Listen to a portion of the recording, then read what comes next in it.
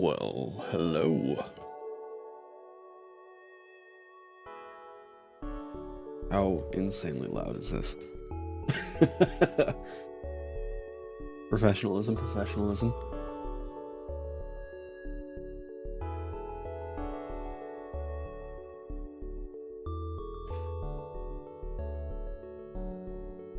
Hey, what up? Okay.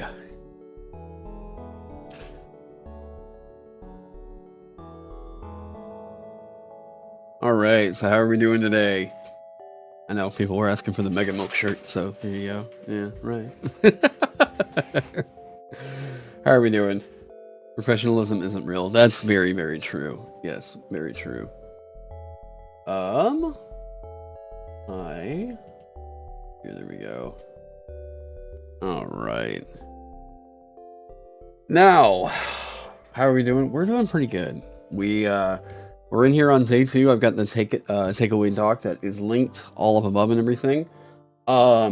Today, I know that this has come up quite a bit, especially as we get into system neutral stuff. And there's been a lot of conversations, particularly from people who are like admittedly coming from more of a 5e background, or maybe Pathfinder, some of the more modern stuff, in which it feels like because of the metrics that are put on monster stat blocks, there's a sense of apprehension, I guess, about encounters just kind of being a little bit wild and unpredictable in a way. Let me see. Why is this camera here? Let's get me over here, maybe? Hang on. How about an adjustment like this? Oh, gotta hide that in the back, right? Because that's my display behind me right here, and there was a white bar over here that was bugging me. I'm sorry for everybody who saw that, and I'm forever ashamed. But today, so a lot of people that are coming from backgrounds in D&D 5e, Pathfinder. I'm trying to kind of think of I'm struggling to kind of think of another one. These two games in particular really try to emphasize this idea of encounter balance. And it can feel a little bit weird to say something like system neutral kind of doesn't really worry too much about that. Because generally, and I'm sure that's going to be very loud here. Generally, a lot of these monsters can dish out quite a lot of damage. And that's just kind of known by looking at their hit dice, that this monster is probably that challenging, right? You might also see something like it saves as a, I don't know, 9th level fighter, and then you're like, oh, okay, this thing probably hits pretty hard, right? Let's see. Oh my god. Okay, maybe that's, yeah. Okay. And another part of this is also kind of having to do with, you could say, reaction rolls in a way. And this is a part of the philosophy that I was hoping to kind of help people shift their mindset on here. And I think the best way to do that is to kind of talk about factions and encounters. So one of the big tips, and one of the reasons why I actually kind of prefer this style of play, more, emergent style, I hope that doesn't really become a buzzword, more emergent gameplay, is because me as a dungeon master, I kind of like the idea of just sort of letting the reins loose and kind of letting the dungeon operate and trusting the shoestring paladin. Hey, welcome. Kind of trusting the game master to negotiate encounters as they would need to, or what's the right word here? Letting the system kind of have the integrity to kind of figure stuff out, right? Oh, yeah, this needs to be over here. Let me get Restream chat up over here. There we go. So The other side of this is going to also be in how factions and encounters can help out with the character of your dungeon. I've seen a lot. I've seen a lot. I've seen a few people talk about like what they would like to do for a monster in particular that's in their dungeon or something. And I've seen a time or two where people try to get a bit experimental with this, and like I'm all here for innovation, all that's good, but we've kind of tried and trued the D6 or D8, whatever roll, to determine like a random encounter, right? So there's a thing that I need to put on here as well. When should something be a random or scripted encounter? So that's gonna be another thing I put in there. And hey, what up, Tin Can? So if you got questions in the chat, feel free to let me know. But I did want to talk about all this stuff that has to do with factions. I will be going through. Let me get. I had the PDF for this open, and then Adobe started freaking out. Here we go. So I wanted to pull up. We're going to be talking a lot about Old School Essentials Adventure Anthology throughout this whole week because I think that it's like one of the best like supplements that's out there currently on the market right now. It's one of my favorite purchases I've ever had as a creator. I even tried to hit up Exalted Funeral to like, sponsor this thing. They've got a million different things going on and they weren't able to, but like, damn, please go check this thing out. Adventure. That's right, I moved the file. Where did I move you to? Uh-oh. Now I was like, okay, that's why Adobe doesn't want to open this thing up. Uh-oh. You were wondering if there's a place to find a list of basic expert monsters. Didn't manage to catch last stream, so my bad if the question was answered. So I won't say, I most of the basic expert stuff is available online, is what I can say.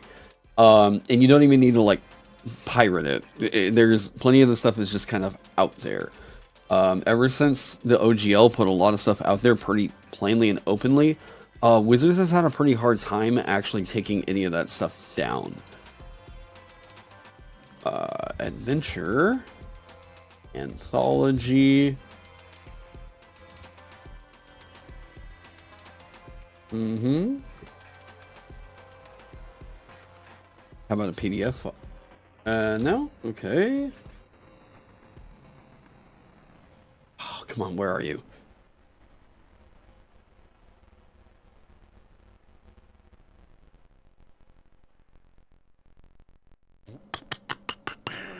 Do I need to just re-download these? Hang on one sec.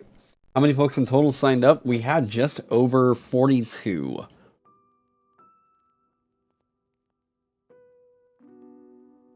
So we got a lot of stuff that we're going to go through. And some people have already started to kind of submit some stuff. Yeah, adventure. Well, there goes $40. No, they're actually like $15 a pop. So,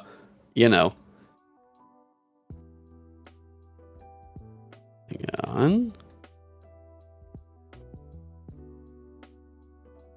Okay, so there's that.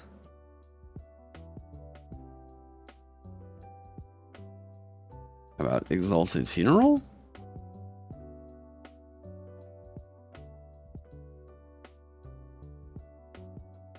Where was this? Oh my god, I bought this. Wait, where'd the PDFs go? Hang on. Exalted Funeral.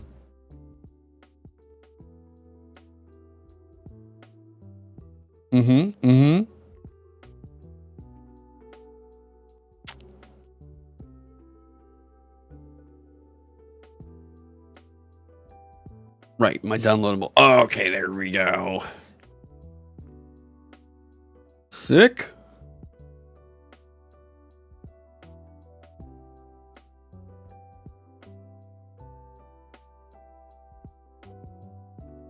There we go. Okay, I'm getting these downloaded now.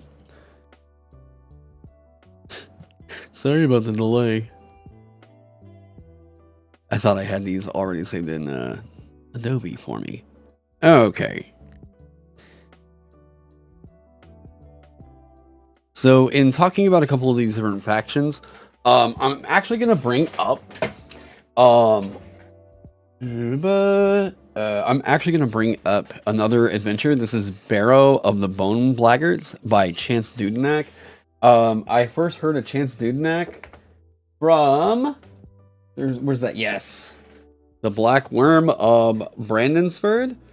This is another system-neutral adventure, and I started delving into this, and this is like kind of a classic sort of Nordic kind of feeling fairy tale story in a way. Classic, like, you know, dragon-ish monster out there. Bunch of dwarves are involved, a witch, right? It's just like really classic beat for beat, a lot of like fantasy trope stuff. Super fantastic. So whenever I saw that they actually hired on Chance Dudenak to do an adventure over here, I was like, okay, stoked. I gotta check this one out. Barrow of the Bone Blackguards is this is another kind of like, it's got its goofy charm that you all will see here in a second. But essentially, to give you like a brief synopsis of what's going on here, it's like, I believe it was like a crypt or something where there was like a novice necromancer that goes in here and is like, I'm gonna raise up an army. And then it turns out the army that he raised up was just a bunch of like wily skeletons, and like they really want to just like party and like in the afterlife and whatnot. And they are like basically holding this necromancer hostage in order for them to like say like, you know, you need to be working on this magic, you need to be getting better so we can have our full bodies back, and you can't leave until you fix this. It's such an out there concept, totally super works. And so it's a bunch of like bandit skeletons that are holding this guy hostage. But also near this crypt, there's also like kind of nature is involved in the form of like a treant and a fairy. A giant spider is in here. So you get this kind of, it's kind of a cold war between these two factions in a way, where you get these bone blackguard, bandit crew or whatever. You get a little bit of the flair of like this novice necromancer that's kind of being held hostage.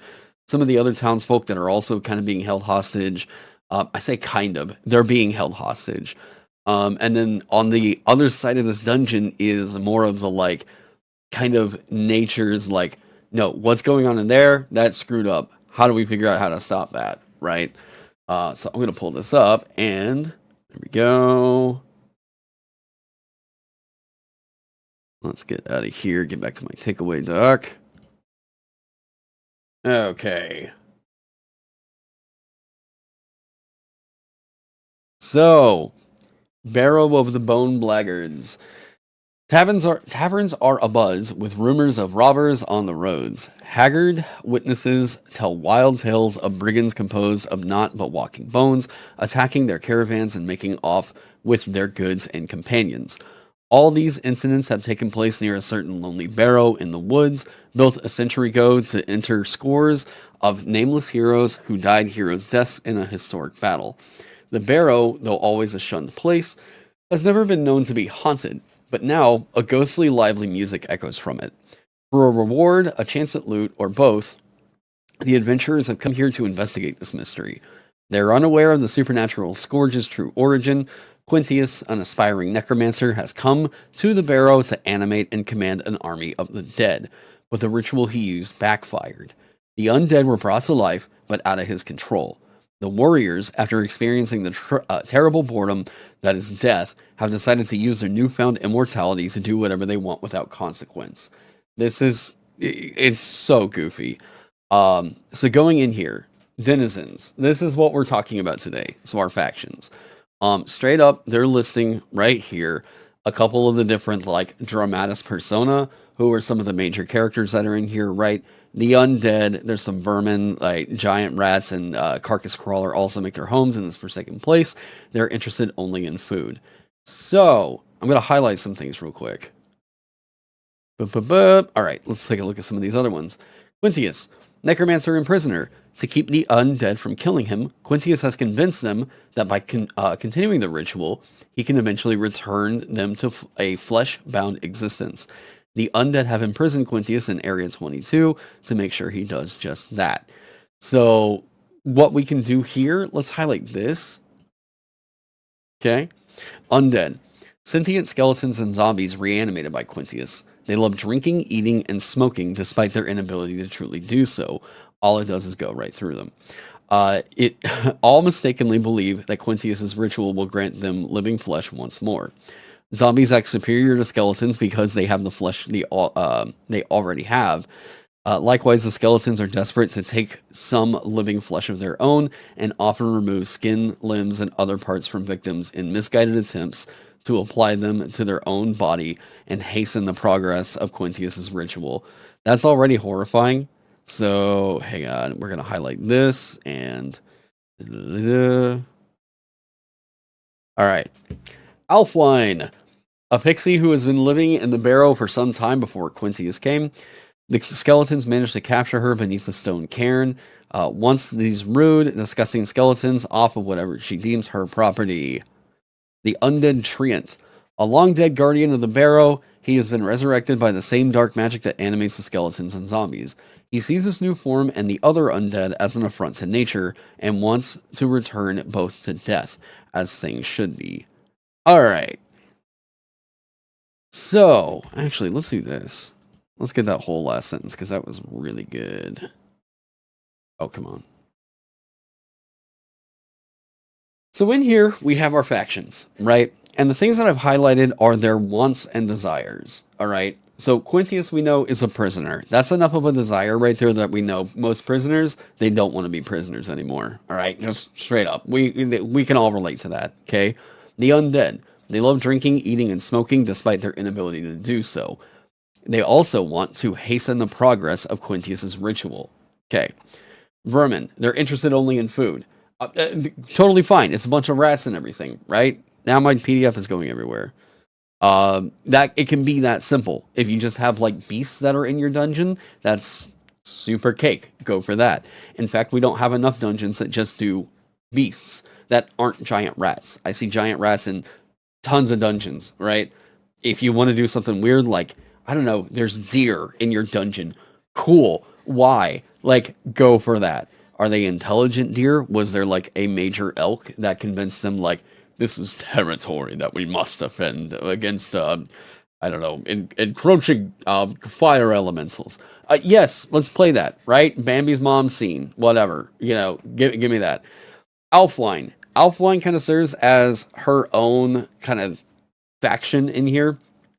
Alfwine just has a little like hovel here inside of the barrow. And with these skeletons that have like animated now Alfwine is like, oh, well, I want to get rid of these assholes, right? You have an envy eldritch deer entity friend that would appreciate that. Undead treant. Very simple desire right here. He sees this new form and other undead as an affront to nature and wants to return both to death, as things should be.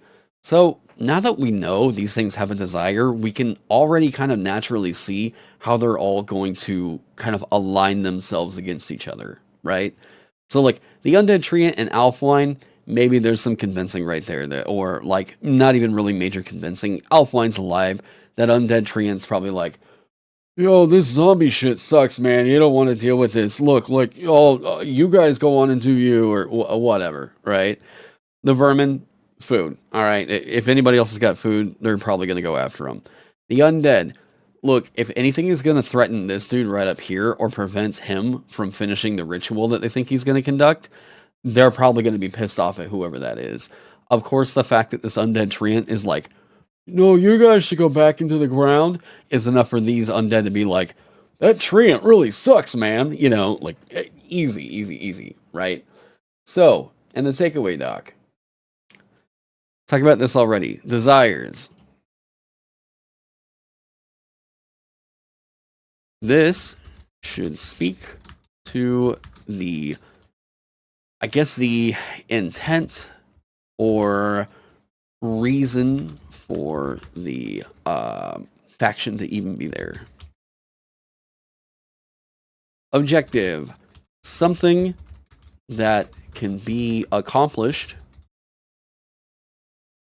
that completes this faction's goals.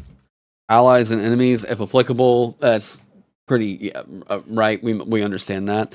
Mostly only needs to cover those other factions in the dungeon. So how many factions do you need?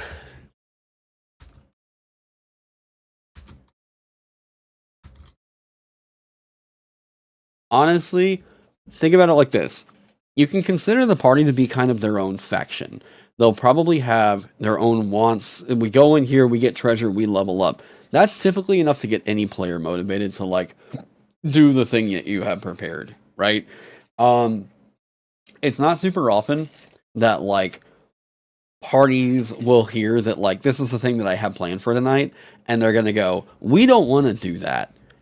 I have never, as a DM, ever had that situation come up. That's not a thing that we really want to do. Okay. Well, the cool thing is that with a lot of this system neutral content, if there is something that they don't want to do, you have a million other things that you can throw in there as well. Because ideally, what I would love is that all of this like system neutral content, like I print off dungeons all the time. I've got another one like right here. I was trying to see if I could run Vagabond solo with this. It's actually Oracle of the Deep from Skull Fungus. Right here. I'll just do this. So you see all that awesome artwork on there, right? Skull Fungus is the shit. Like I love his maps and everything. Yeah, go check it out for real. So I like the fact that this is a light load dungeon, right? Like I know everything I need to know just off of printing off this page right here. There's 4 different quote unquote pages to it, but it all fits on an 8.5 by 11. You know, so like sick. Yes, thank you. I love having a lot of those where I can run something for like 2 hours and like, cool, we had a session. Awesome. Like that was fun to play. Instead of having to really panic about like this overarching deal and like, oh, here's this NPC is going to be over in this location over here. They need to save them so that they can get to this thing over here in this area. I forgot about that with Spotify doing the pausing again. It's because I'm in the Discord call. That's what was going on there. Hang on. Will there be jam in this dungeon, and which flavor? There can be. Hang on. Actually, that's why we can't do that through Discord. Uh-huh. Okay.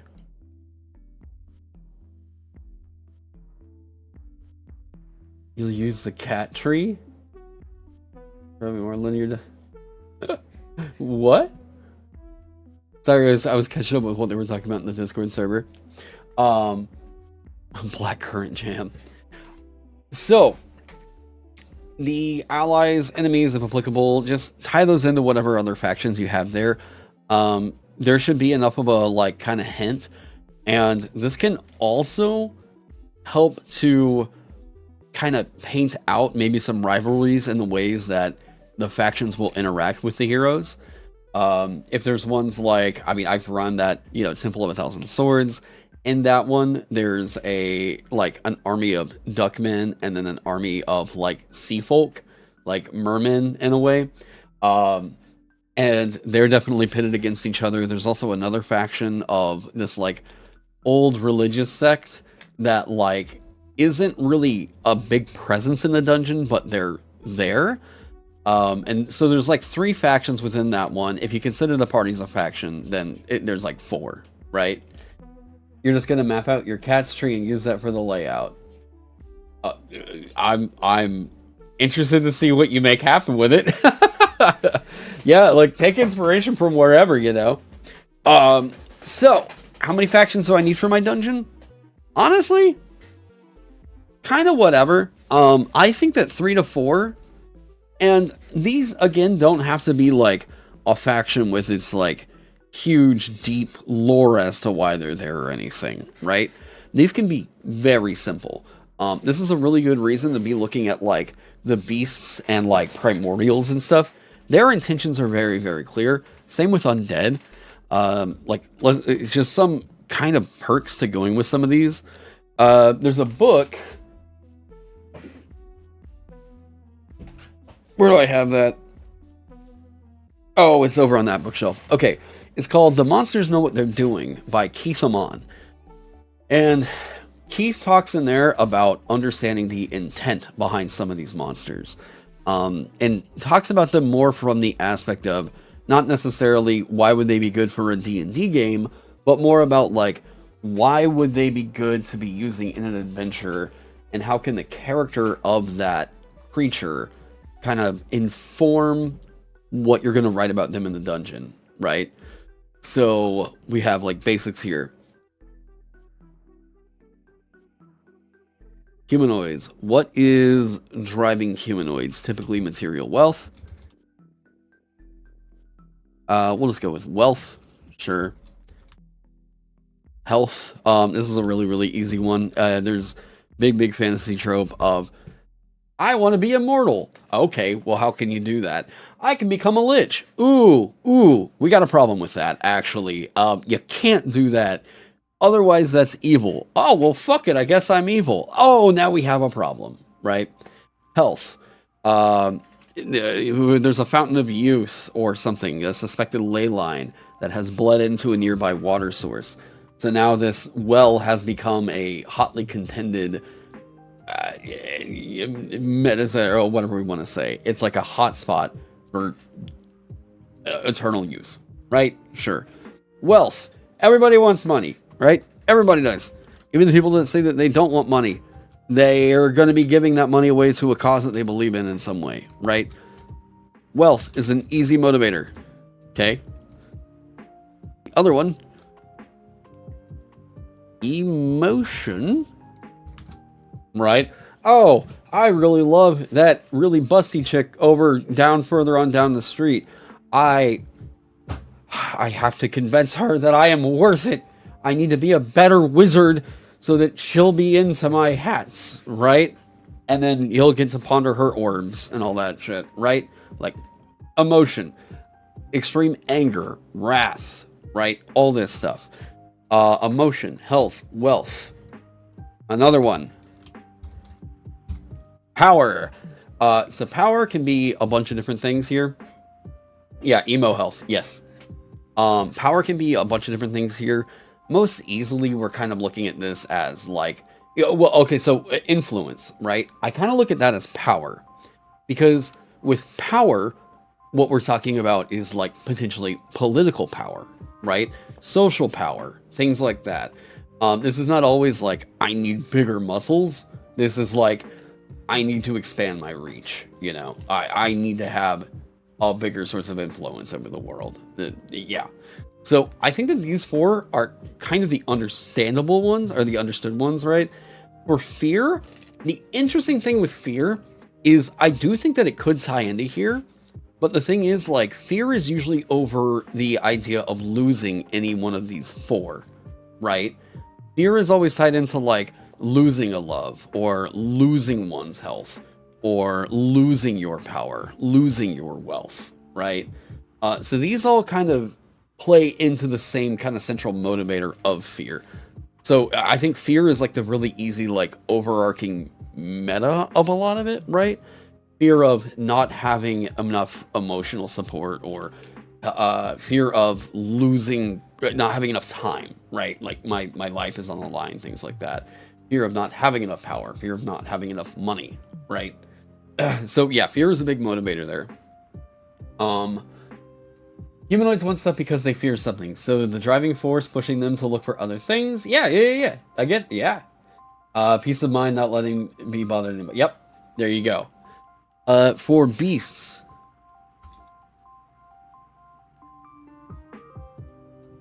Beasts have got essentially like two drives. Food. You can say reproduce. That doesn't really tend to make for great dungeon stuff to base it around how boars fuck or something like that. So we're not gonna, do that. But basically, we can say food, survival, right? Like that's it. That is like most animals' instincts right there. Influence isn't always power. Sometimes they want to influence somebody that doesn't impact things on a grander scale. Sometimes being able to influence somebody who they care for. I would say that falls into emotion. And like this is still just sort of an abstraction of the overall idea. Picking out like very, very niche stuff like that. Or like, well, you can make an exception that like this isn't really power, and this so we don't really try to get too into the thick of it whenever we're doing these kinds of classifications, because like we let other people sort of kind of take the big ideas and drive that into more fine detail for their own things, right?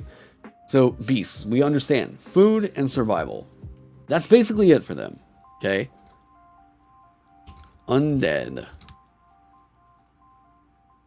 Do as I was told. Okay, so undead. Undead have had essentially all of their agency ripped from them. And they have like one singular drive. And this is typically the kind of thing that gave them life.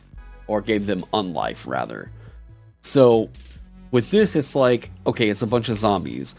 Well, what are they doing? They were just commanded to protect this chamber right here. Okay. So, like, wandering zombies, maybe you could think of that as, like, I just need you all to go out there and cause as much chaos as you can. Wandering zombies are signs of a fuckhead wizard somewhere nearby, alright? Skeletons getting raised up. You're not really giving someone their ability to, like, keep decency or whatever you want to say over their body, right? This is like necromancy being evil. I know is played up as a bit of a trope, but like the idea with it is you are a thief of someone's like decency and agency even in death, right? Like if you were to go out and dig up a grave, then like look, most of society is going to be like, dude, what the fuck is wrong with you? Like, what? Like, we just pretty much all agreed, like, this is a crime, all right? Unless you're a doctor or, like, someone working at a funeral home that needs to dig up that body, leave it in the damn ground, all right? So, with undeath, we don't just view it as a, like, look, he's creating zombies in there, and, like, that's just what... you gotta let the necromancer be the necromancer, right? Like, he's gonna do his thing. No, it's seen as a form of, like, disrespect, big, like, cultural taboos, things like that, You're back, baby. Woo, hey, welcome, Quizzical.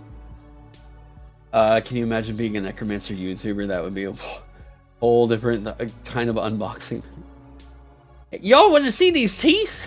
Yeah. Okay, so we have humanoids, beasts, undead. And by humanoids, we're encompassing a bunch of things in here like goblins, right? Goblins, orcs, probably motivated by very similar things, but maybe leaning in heavily on one of these four pillars, right? Beasts, undead. Alright, now.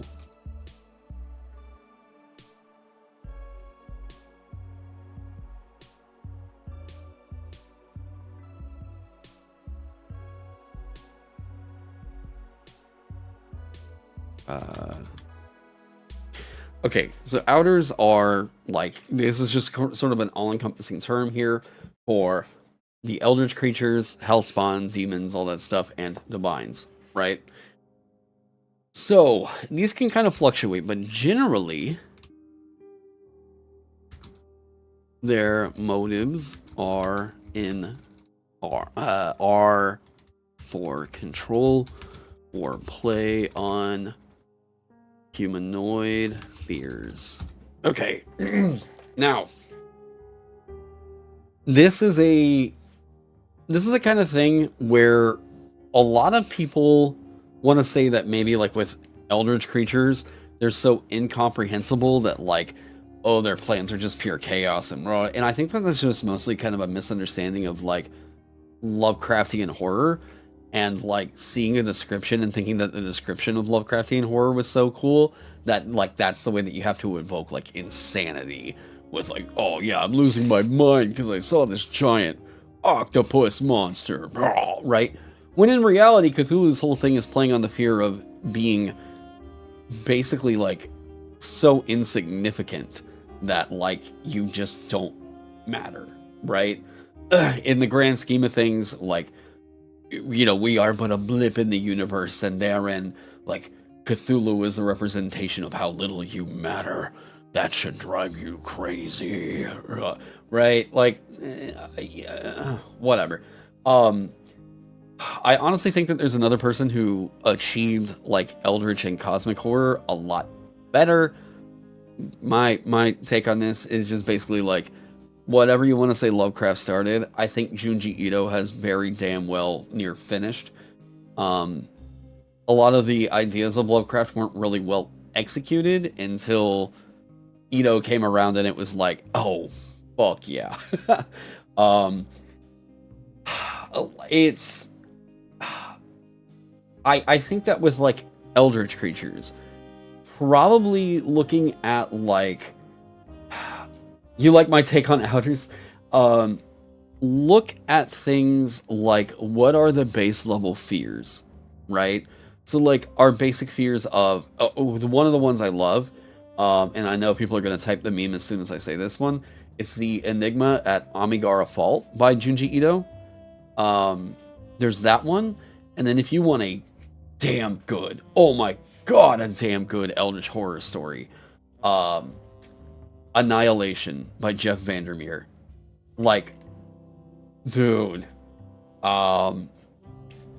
So the Enigma at Amigara Fault is playing on the fear of compulsion. I think we've all had a moment where we did a thing that we were just like, maybe not even tempted, but we were just like, wait, why did I just do that? Like, what? Uzumaki is also a masterpiece. I think like if people are trying to get a short bite for what it means to be like, to read Junji Ito, Enigma at Amigara Fault you can finish in like 10 to 15 minutes. Very short story, but boy, does that ever become a core memory for you the moment you read it. Everybody remembers, you know, this hole was made for me style things. One of the most effective and quick punches I've ever seen in horror. Just how bizarre of a concept, and like, again, kind of tying it back into this idea of fantasy, right? Junji Ito is a master at, this is a quote by Neil Gaiman, taking the familiar and making it strange, right? So like Enigma at Amigara Fault is, there's an earthquake, and this earthquake reveals like hundreds of human like shaped holes that are in the side of this like fault that lifted up above the ground, right? And there's people that see these holes and they're like, wait, that hole looks just like me. I need, okay. And so they go up and climb into these holes and like sink into the fault, and they're never seen again. And it's like, this is happening not just like once or twice.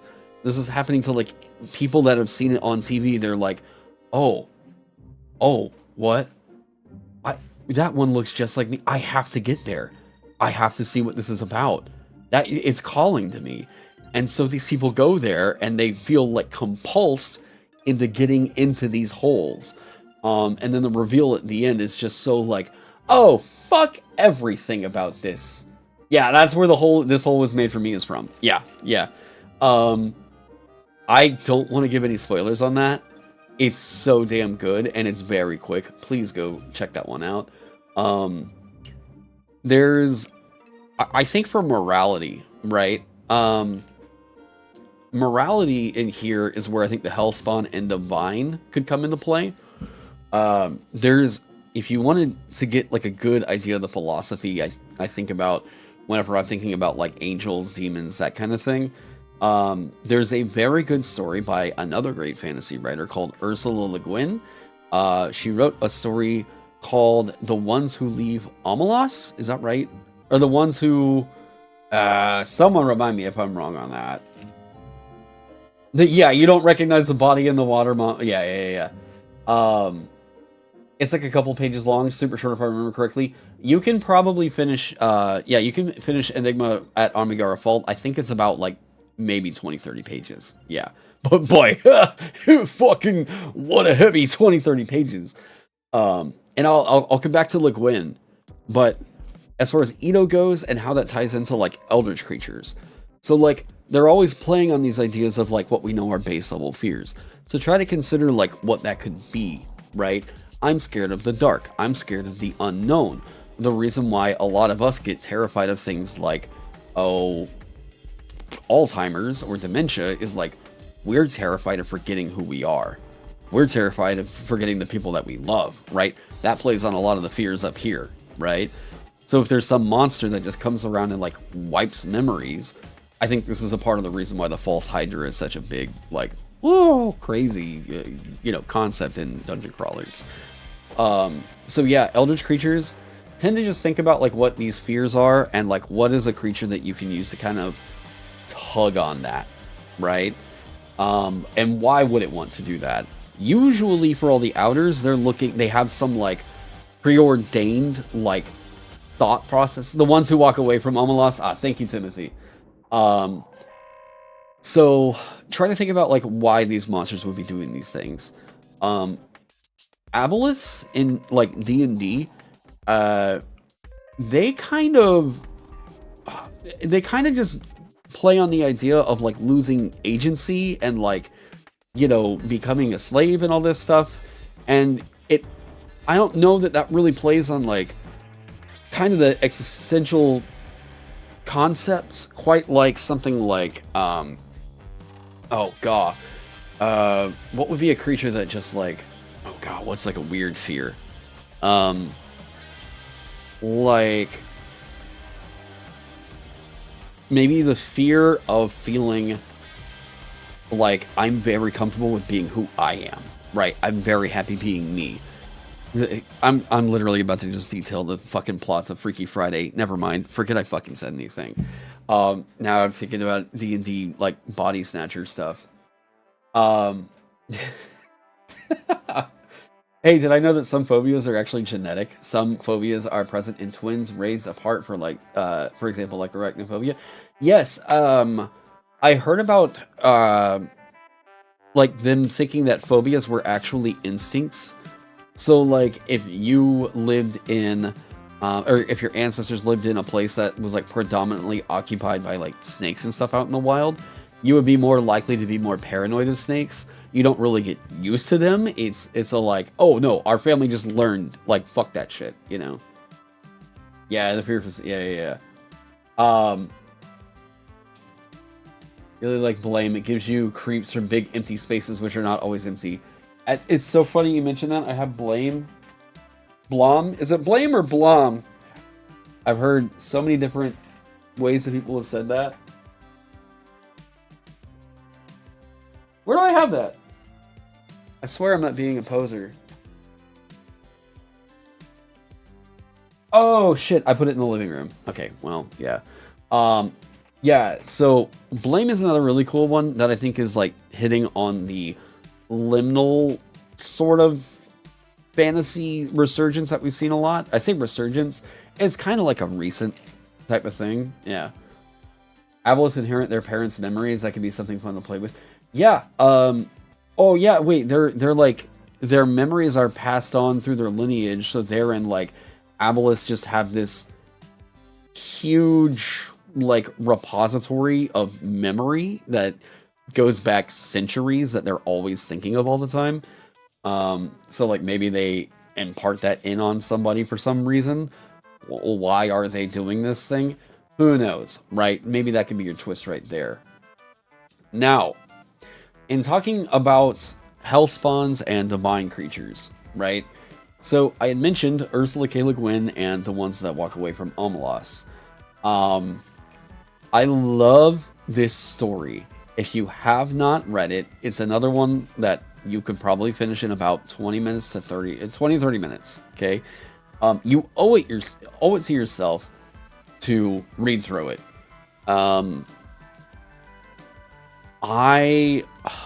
Man. So, The Ones Who Walk Away from Omelas is telling the story of this society, right? It's like a paradise, Omelas, where there's no real conflict. They're just like living the ideal life. Everybody can party. Everyone's fucking happy doing the work that they're doing in life.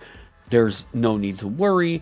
I mean, people are just like fucking in the streets because it's like, we don't have STDs. We're all pretty out and open about this stuff. Like, it just sounds fantastic, right?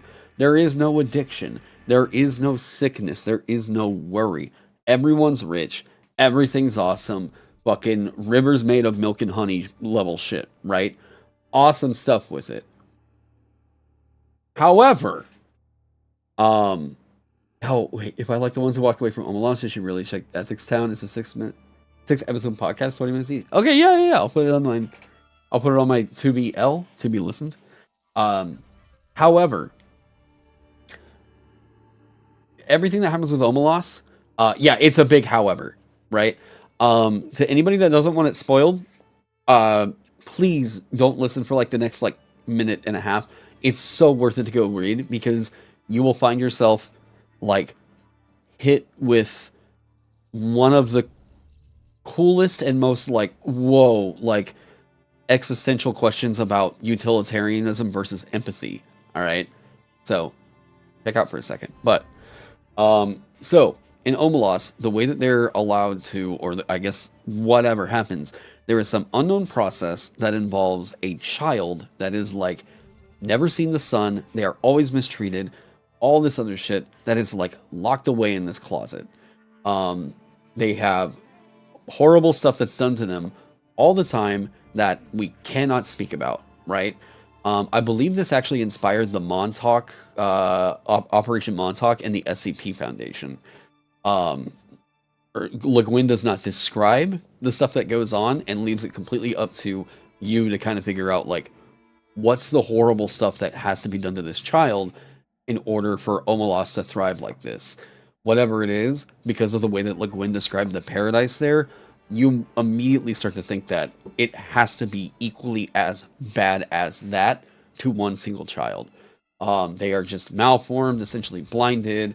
They're being forced to stay alive because if this child is not continuously put through this, Omelas loses everything about the paradise, right? Now, everybody, whenever they reach a certain age, is told about this child. Or, like, I think they even have to go and see the child, right? So then it's a question of, like, okay, so all the adults that are around here, are they really even decent people? Like, sure, things are thriving up here. There's basically no crime and all that, but, like, they're aware of this. This is going on, right? And so the reason it's called The Ones Who Walk Away from Omelas is because you're given the choice whenever you see this to either stay or leave. And so it's seen as a sort of like an honorific, really, that if you're one of the ones that walked away from Omelas, you stood up against like human atrocity. Even though you couldn't really do much about it, you still went with a less convenient and a less cushy life because you realized that something was very wrong, right? It's a awesome story. There's not like a big drummed up conclusion or anything like that. This is a constantly referenced story. But for those of you that I guess that wanted to go away for spoilers and everything, now's the time to check back in because yeah. But I love that idea, right? Where that is a moral conflict. And I think that it's very easy to look at Hellspawn and Divine and just think like they are like one note kinds of characters. And this is why I think it's so often we see these stories of like, yeah, but you know those angels there are actually a little bit fucked up, right? Like the stuff we saw, like this is happening with Has-Been Hotel right now, you know. Has-Been Hotel is leaning in hard on that angle of like maybe maybe the demons aren't so bad and the angels are actually the fucked up ones, right? Like, yeah. Uh, maybe it's just an article. Is it the article on the person who did the unofficial sequel to The Ones Who Walk Away from Omelas? Because I've read that one and thought it was kind of interesting. Yeah. Why don't we just kill the kid in Omelas by Isabel J. Kim? Yeah, I read that one. I think that came out like last year. I thought it was all right. Um, I thought that at least it felt like it was still written kind of in a similar voice as to what Le Guin did originally with Omelas. I get what they're going for, like, you know, the idea of the spread of information actually being one of the things that can, like, you know, overcome that.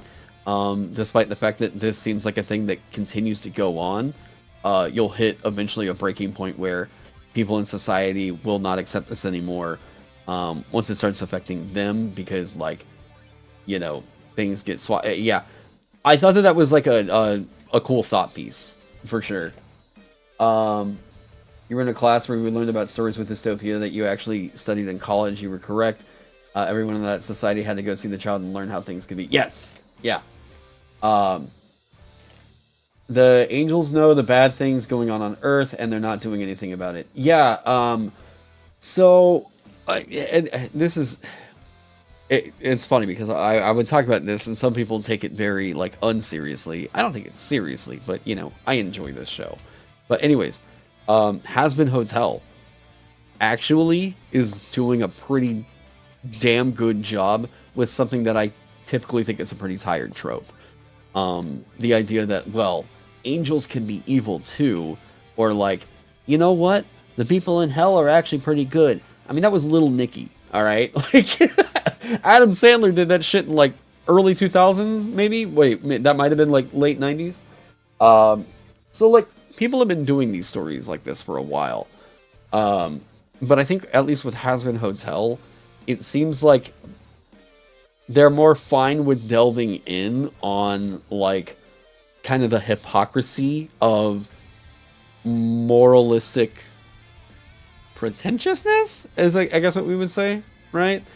And like in some ways, I think that they're actually doing it's not like the not the coward's problem, it's like almost the savior's problem, where like you're being told to do the right thing, but like at what lengths do you go to do the right thing before it becomes the wrong thing, right?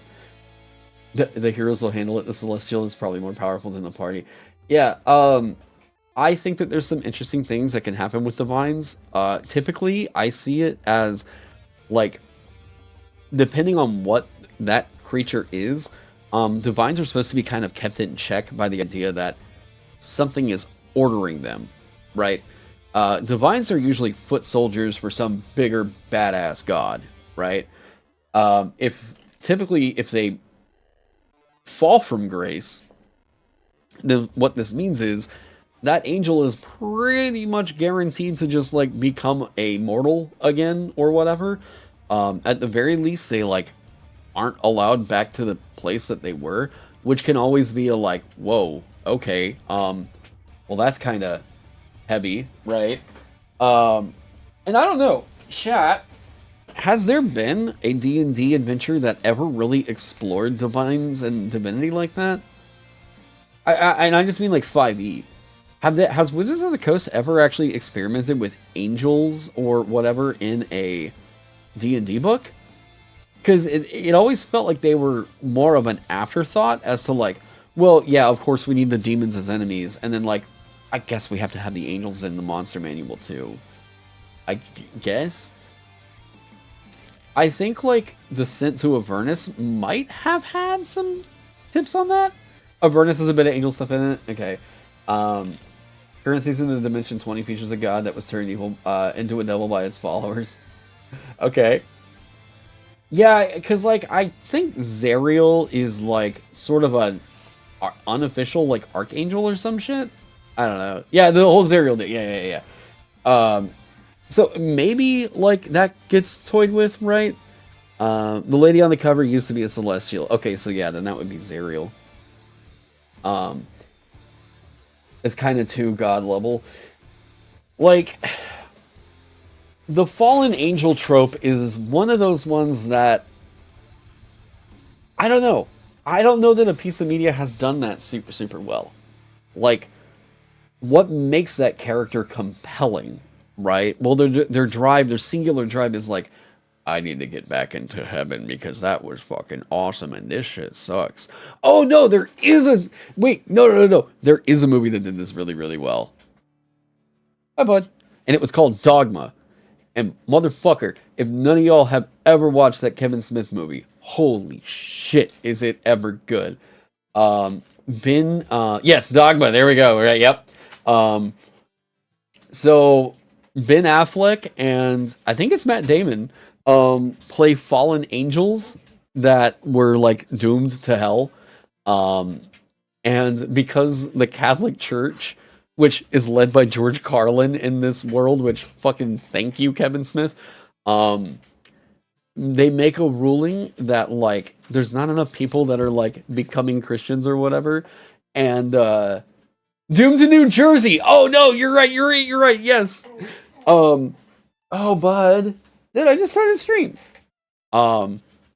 That's so fucking funny. So the Catholic Church has this, like, hey, listen up.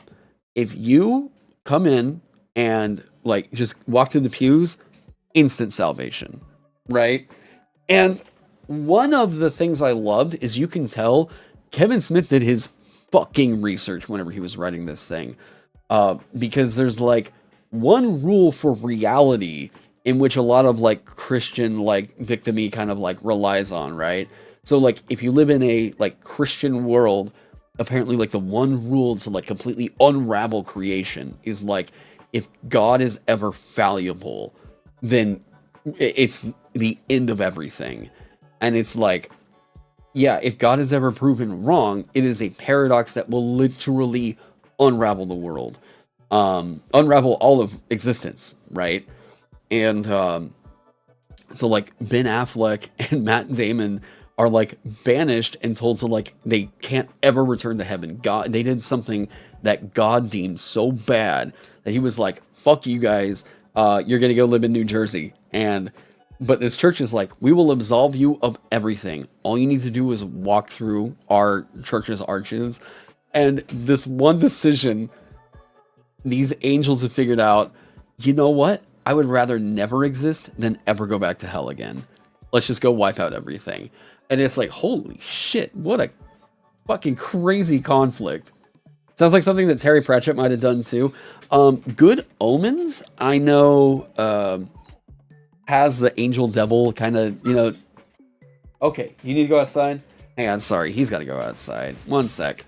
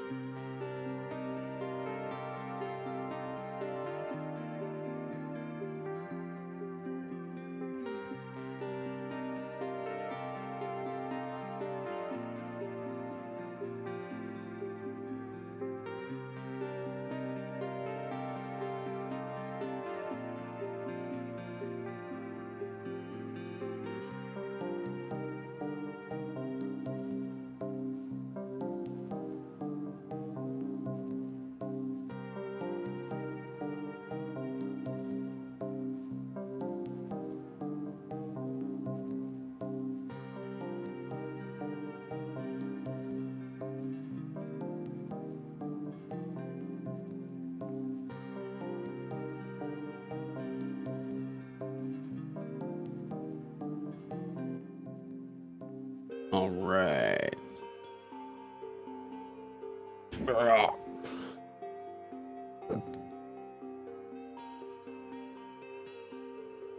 Now, okay.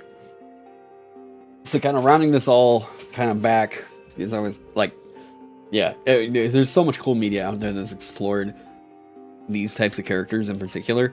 I'm just gonna write a couple of the things that did kind of inspire me for stories on these.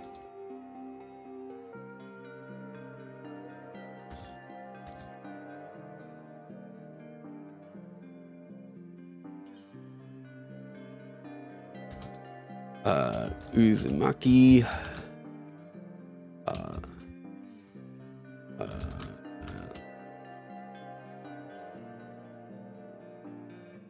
Ooh, actually.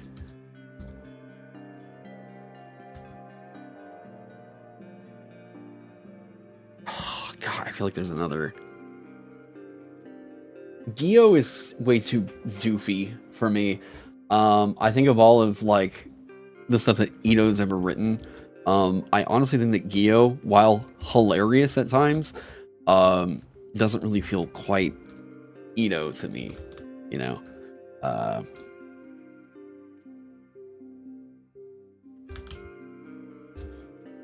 Okay, Gyo is the scariest thing ever. Fish grow legs and come up out of the ocean and go... like, sharks get legs? Like, some of the goofiest ass panels of any Junji Ito shit come from Gyo, right? Hey, you know what? It's great at doing that kind of, like, uncanny in a way. I don't think that Gyo really, or Gyo, fish bring bacteria that eat you from the inside and you're helpless to stop it. I mean, I guess if you bring that on, it's kind of freaky, but, like, you know, Yeah, Gyo is not that scary when you think about it after reading. It's kind of goofy, you know? You kind of need the talk show sometimes to get into the head of those characters. What? Oh, you're all talking about Critical Role. Okay. Manga was better. I haven't actually seen... No, wait. Okay.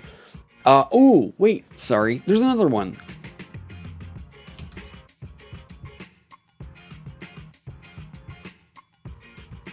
God, there's so many of these that are so good.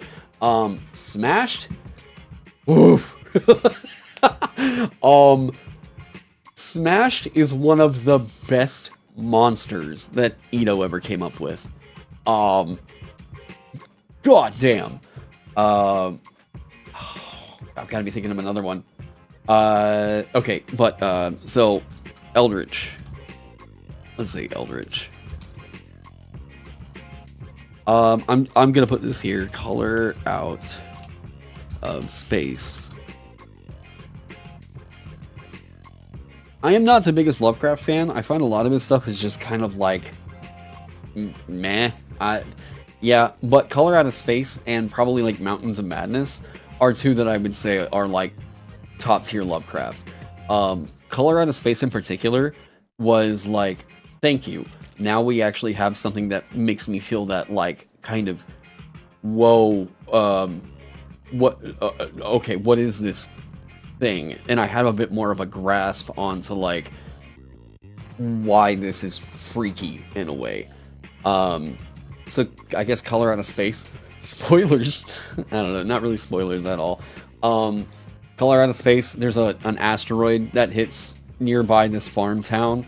And a bunch of the livestock start acting really weird. A lot of the people start acting really weird. And it's like this shade of like crazy pink that suddenly whenever you gaze upon it, you just go insane.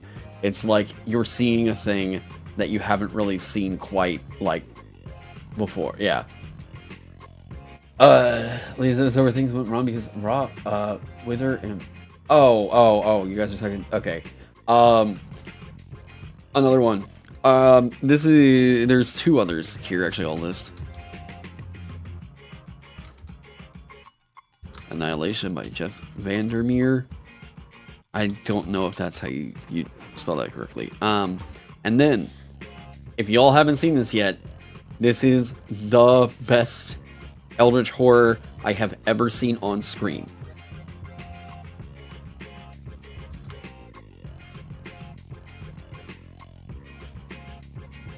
Fucking full stop. If you have not watched Chernobyl, the HBO Max series, you need to. You especially if you're into these kinds of stories, Chernobyl is the best I have ever seen anybody capture the type of horror that Lovecraft intended to capture. And I had no idea going into it that it was going to be a cosmic horror story. And holy fucking shit, if it doesn't ever terrify you on nuclear energy at all, right?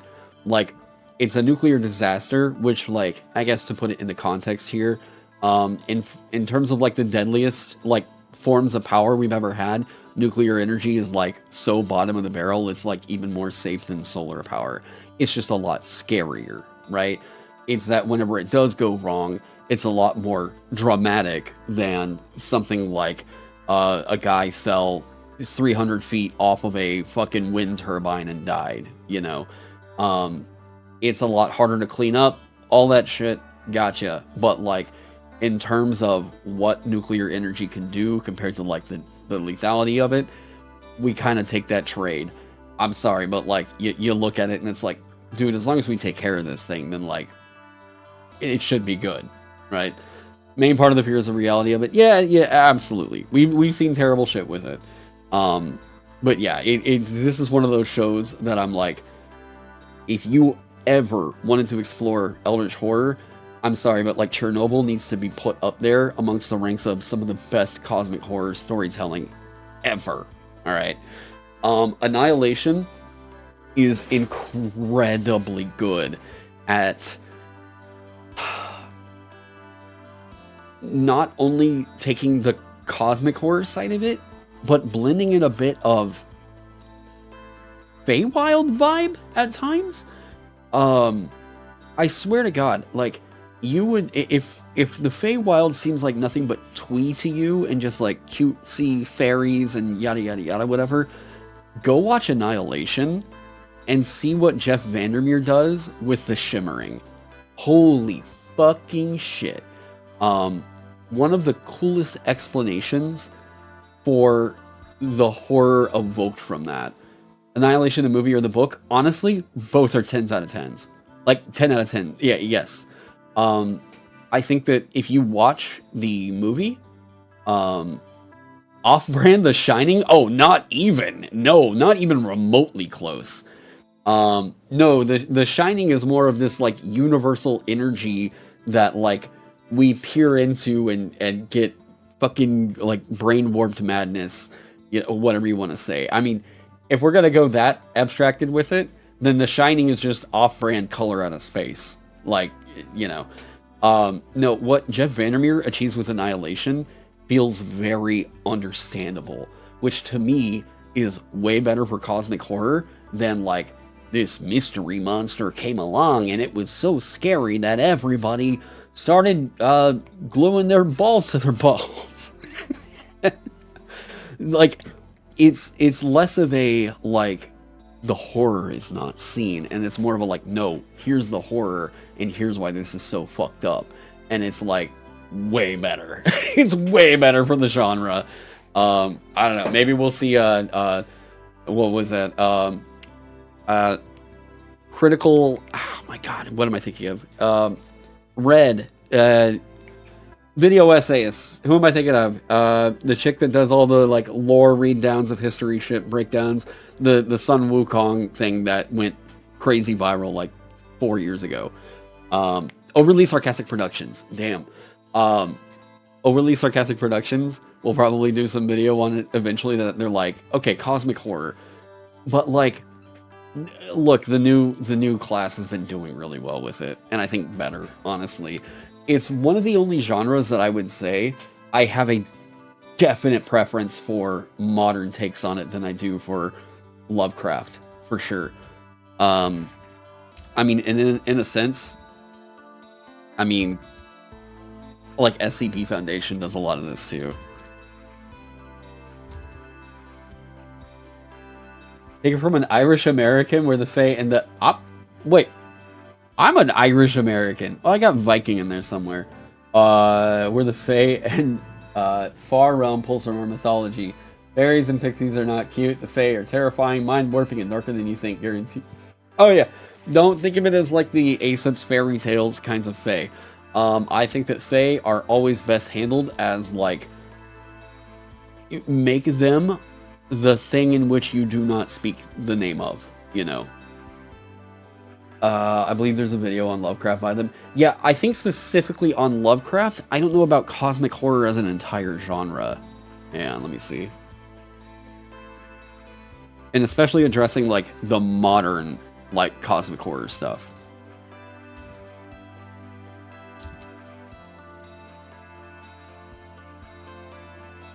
I still can't believe they only have 2 million subs. I honestly think Overly Sarcastic Production should be up there with the likes of like the 10,000 sub, or sorry, 10 million sub channels. Wow. Cosmic horror, Halloween special, HP Lovecraft, space horror, Fate's Worse Than Death. No, they haven't. I don't think that they've done one on modern horror stuff. But anyways, to people who aren't aware of this channel, please, please, please go sub to Overly Sarcastic Productions. Holy fucking shit, what an awesome YouTube channel. Yeah, go, please, go do. They're also like D&D enthusiasts and everything. So, yeah. If they weren't so overly, maybe, yeah. Great channel though. Yes. In my opinion, like probably my top 5 on all of YouTube for sure. OSP Magenta has a great 2+ hour TTRPG video. Yeah, I think that they were gonna do a TTRPG thing with JoeCat. I don't remember if it was gonna be a D&D campaign, but I've also heard Red talk about Shadowrun, and by the way, not just talking about it intelligently. Like they have definitely played the system because she was able to bitch about it. And I was like, okay, thank you. Yeah, you're hitting all the right points. Which I was like, that's all my issues with that goddamn game. Oh man, but yeah, I think that they were gonna do a thing with JoeCat before JoeCat took, you know, a back step away from everything. They go through a bunch of non-D&D systems. Okay, I definitely need to go watch that one. I remember that one popping up. I think it was around the OGL situation, but I don't think I sat through the whole thing. I definitely didn't because I would probably feel like I would have remembered it. So let me get into this. So we have, these are like my own Eldritch like inspirations in here. My own Hellspawn. Okay, I know that some people are going to be like, this immediately loses you cred. Honestly, what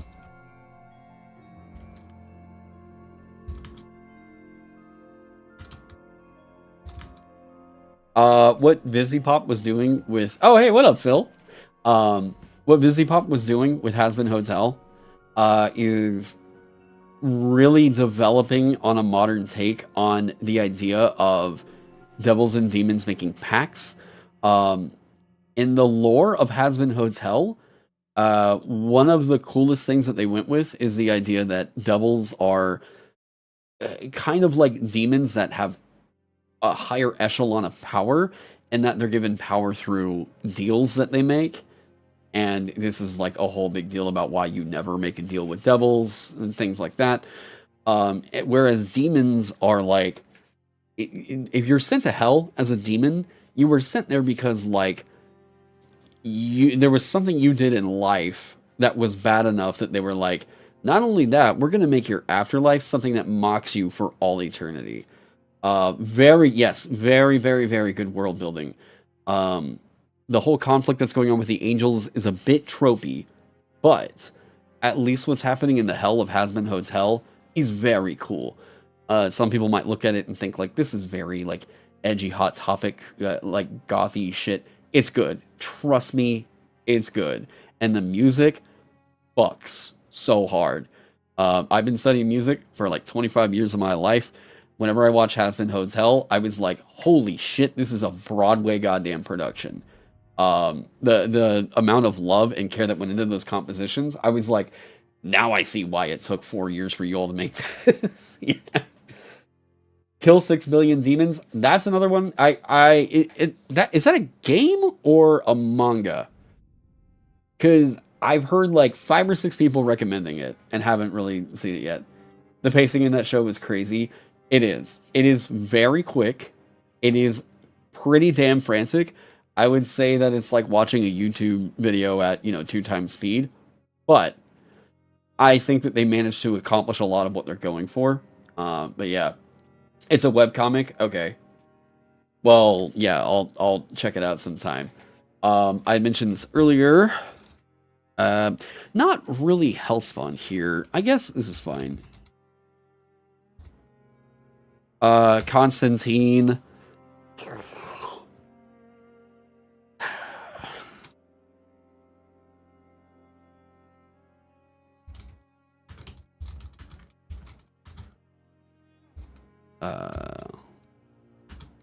Might be Helmgast. I'm remembering that right. Cult Divinity, yeah, John Constantine, yes. The Cult Divinity Lost. Hellraiser? Really? Really? Am I gonna get pressed on that today?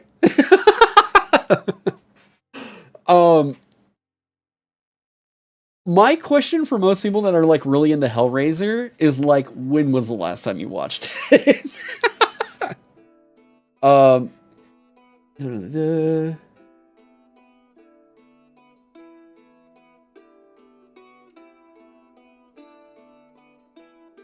Okay, well, damn.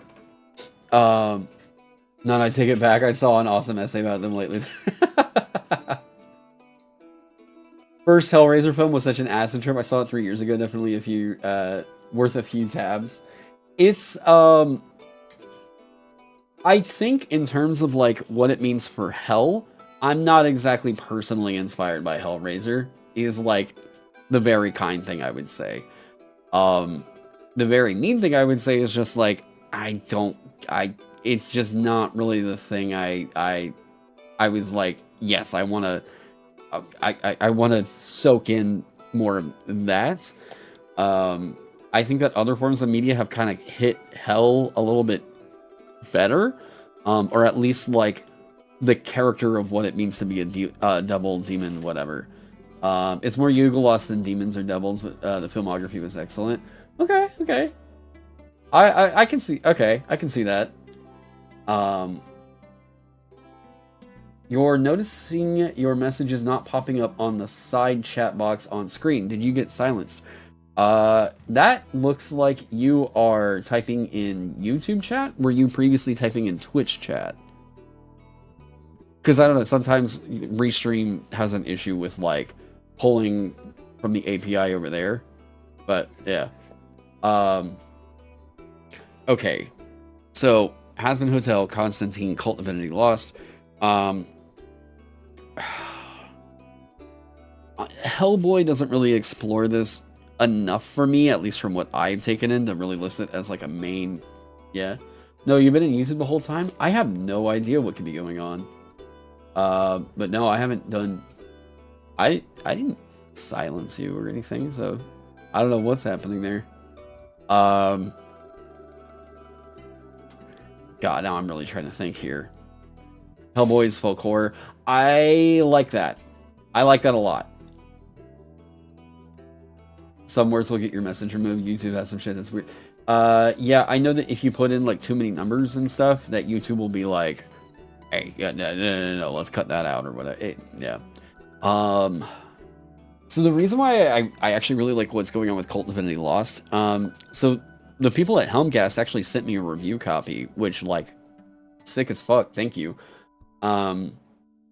This is one of the last TTRPGs that I've seen lately that decided not to.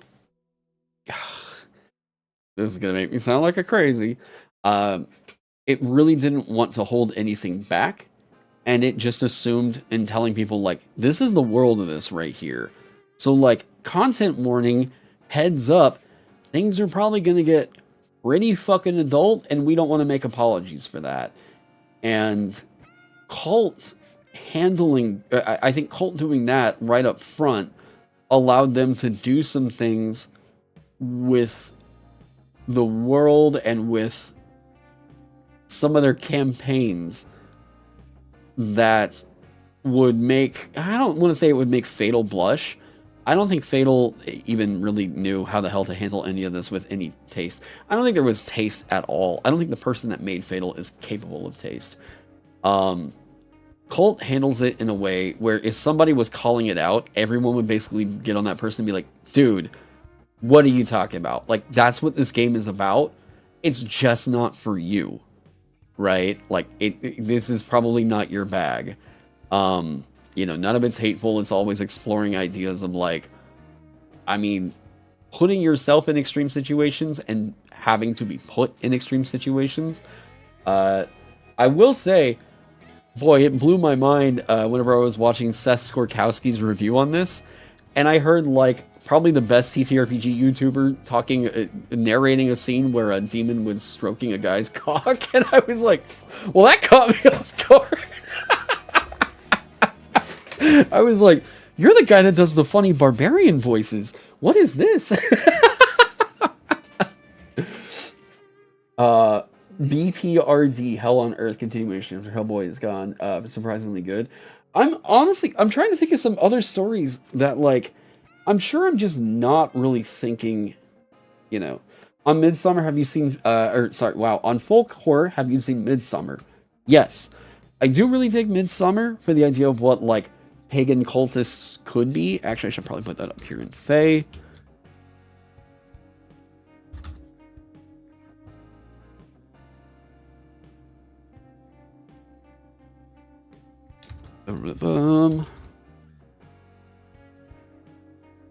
If you have read some of my adventure writing, you probably already know a couple of these on here.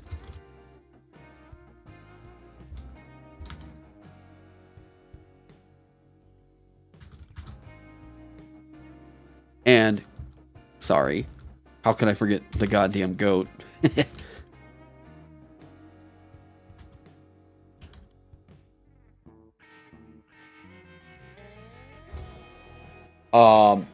Another one, okay.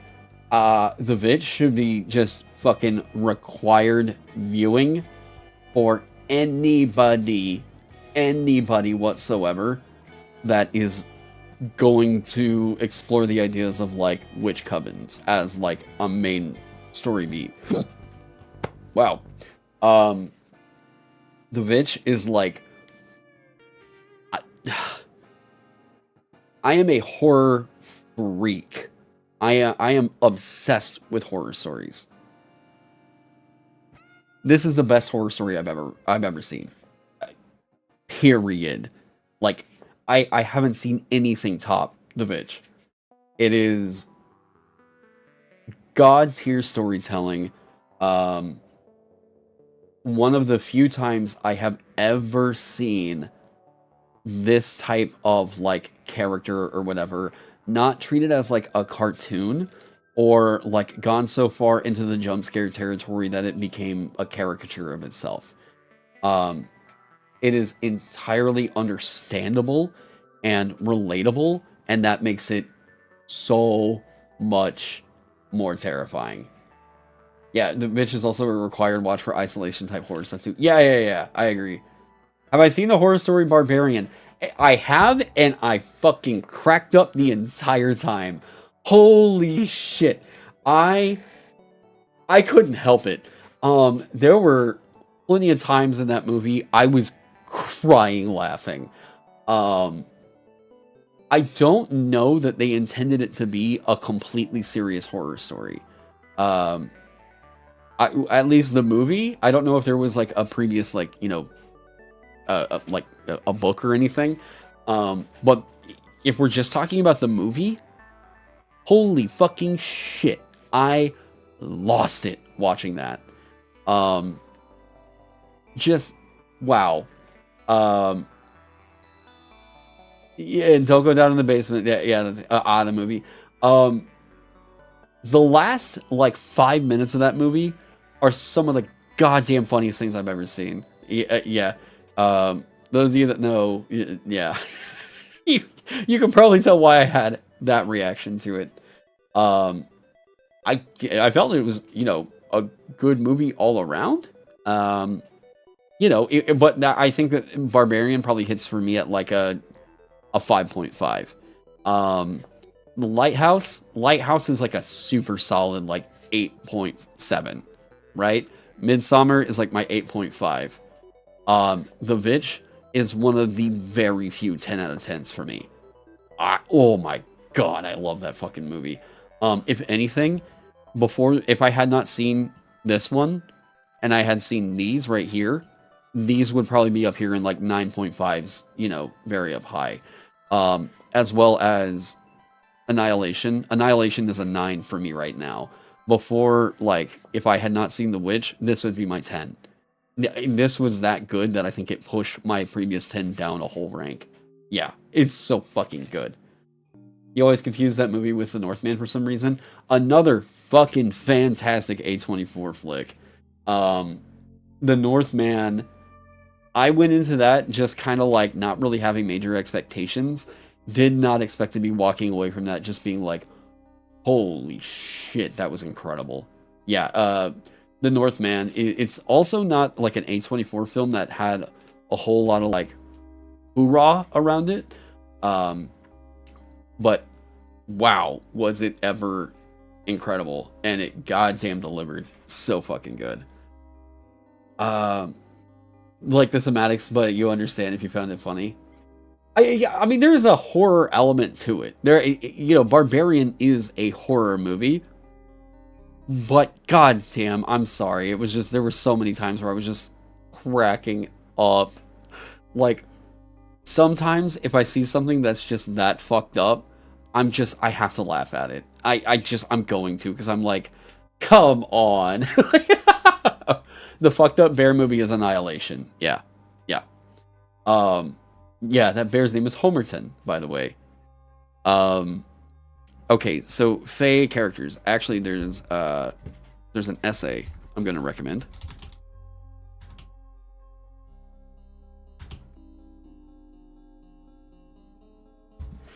This is actually a recommendation by Dale Kingsmith over at Monarch's Factory. This was so awesome that I went through and did a whole reread of the entire Lord of the Rings, highlighters and everything to see point for point what J.R.R. Tolkien was kind of trying to hit on with fairy tales. And this is an essay that Tolkien wrote for, I want to say it was a lecture, and it's about 20, 30 pages. And boy, there are so many quotable moments from this essay right here. Things like, what was it? You want to, fairy stories are the way in which we can live in a world with dragons, but not have them as neighbors. There's things that get quoted from this essay all the time. It's available online for free. You can go and read it right now. You probably should, especially if you want to get into like, this realm of fantasy adventure writing. I feel like this essay is just required reading, like straight up. Arrival is a good outer movie, I think. I would agree with you, actually, quite a bit, especially if we want to talk about more of the understandable aliens. I'm not sure who actually directed that one. Arrival is very good at, if you want to get away from the idea of aliens need to be horrific and more into like aliens as allies in a way, go watch this one. And by the way, also hits on one of the themes of dread I was talking about, that a lot of these, eldritch characters are probably going to try to hit, where the twist in this movie is one of the best executed ones I've seen in a while. Um, it's just wow. Villanueva, the dude who's doing Dune. That's who did Arrival? Really? No shit. Dennis Villanueva.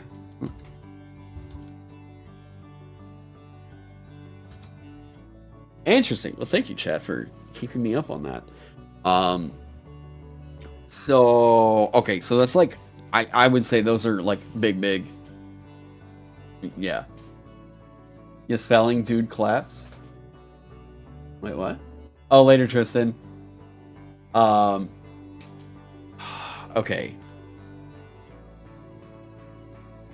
I am really struggling to think of another for like the Hellspawn style thing. And what I think this has led to is I kind of play up Hellspawn characters, if that ever happens, as just sort of like gremlins, but with magic in a way. And I'm not a huge fan of that. I think eventually I would like to figure out what the voice I have for that is, you know? But it's also been a theme that just hasn't really broadly appealed to me. But stories that inspire my own divine characters.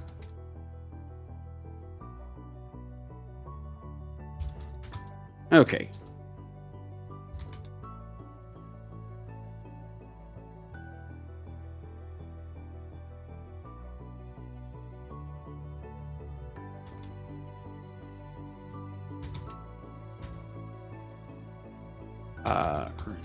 Okay, the win.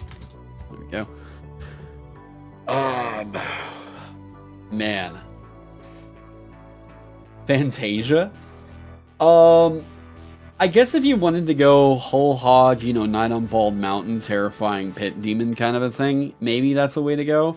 But it's not really a big evocative thing for me, right?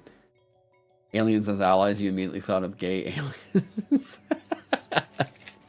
Yeah, no, they didn't mean little green men or little gray men. They're not called the grays, they're called the gays, all right? Bruce Almighty. Okay, now we're getting into kind of like hokey territory on that. Although, hold up. Actually, I'm glad that you finished that.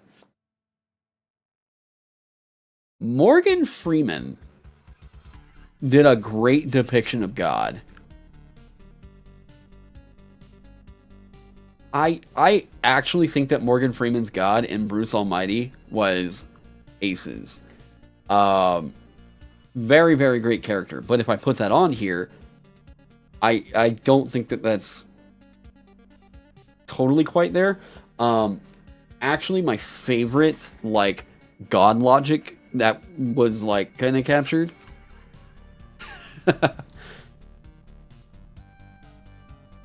Whoever the hell wrote the lines for God talking to Bender in Futurama should have won some goddamn awards for that. I know everybody talks about, you know, Seymour and that the fucking whatever. Everybody talks about that episode as being like one of the best, if not the best Futurama episode. It is very good. It is a heartstring tugger. But whenever it comes to Bender getting to be God for an episode and then learning about the mistakes or whatever, Jurassic Park, thank you. Whenever Bender's actually talking with God and gets the chance to, like, whatever, that episode is like one of the best God logic ever. Yeah. You remember the opera episode? It's so weird. Like, there's so many of these shows like Futurama that I'm like, I think most people in chat would agree with me here. Futurama is a 10 as an entire whole package, right? Futurama as a show is fucking fantastic. But whenever you're trying to get somebody into the show, the first couple of episodes are a little bit bumpy. The jokes don't really always quite hit right. And Bender can just be kind of seen as like a bit obnoxious rather than the like, lovable character that he gets to be. And it kind of makes for like people's entry into Futurama to feel a little bit like, oh yeah, this is very early 2000s humor, huh? So yeah, I just so you guys know, the person I tried to get into it was Amanda. And she just like, it didn't quite hit for her. And I was like, fucking why? You love It's Always Sunny. Why haven't you been able to get into this? It just seems like it hasn't quite hit yet, You actually really like the premiere, but after the apartment episode, it takes a while to hit its stride. Does it? I'm trying to remember where like Futurama really hit the stride of like, this show goes from like, okay, it's a adult comedy kind of a thing to like, wow, that almost Terry Pratchett-esque, like sort of this sci-fi, right? It's a solid 9 out of 10, 10 out of 10 reserved for the likes of Venture Brothers. Fucking yes, thank you, Krieg. Yes, absolutely. Yes, 100%. Yeah, Futurama's a 9 out of 10. There we go. We'll do that. Yes. Venture Brothers is the only show I've ever seen, like the only adult cartoon that doesn't have a single fucking wasted second, a single bad episode. All the characters are fucking awesome. It aged so goddamn well. Everything about Venture Brothers is like, oh my god. Yeah, if you ever want to know about like where my like sense of humor or whatever like comes from, go watch Venture Brothers. God damn, that show's incredible. Yeah. Can we listen to this one, Brock? No, man, Zep sold out on that one. Like fucking, there's so many throwaway gags for that. Yeah.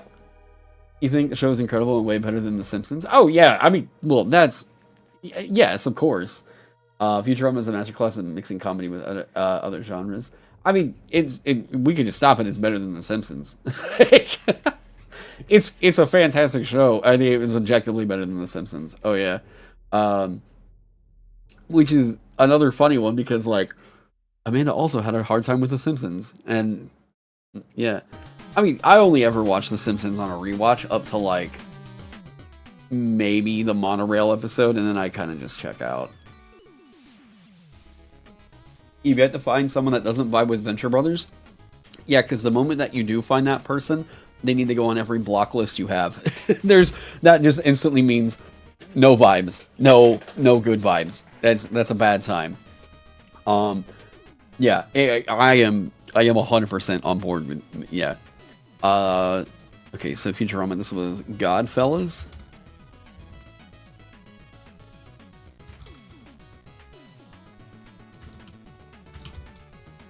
Let's see if I spell this right the first time. Hey. Alright. Show her a Simpsons compilation, maybe it's really funny.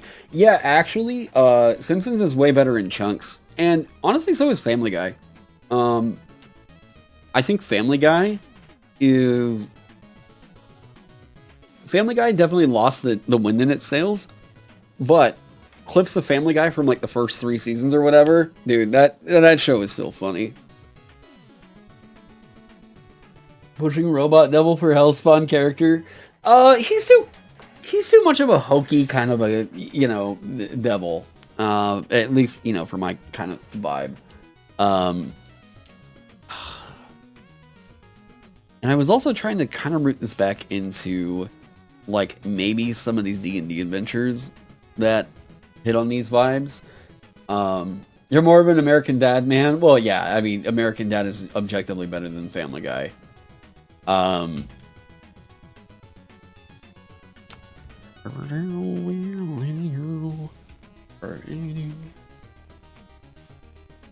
The Opera Hands tragedy is really good, but I getcha. I'm not sure if I remember which one that would be. Is that the one where he, like, loses his hands? Oh, no, wait. Fry loses his hands and gets the devil's hands and then becomes really good at the holophone or whatever that is. And, yeah, I remember that episode. It's good. It is good. Or no, wait. I'm mixing 2 of them up, aren't I? There's an episode where he gets a tapeworm. and the tapeworms are like actually a productive parasite, and they like repair his brain function and shit. And then he makes Leela lose her hearing. Oh, what's so? Because like, there's been 2 of these episodes where it's been like testing the waters of like, yeah, but Leela, do you really like the flute is involved in both? Oh, okay. I was like, wait, hold up, I'm mixing this up. Here's her ears for calculoids and her for her hand. Oh, that's good. You see here. Oh.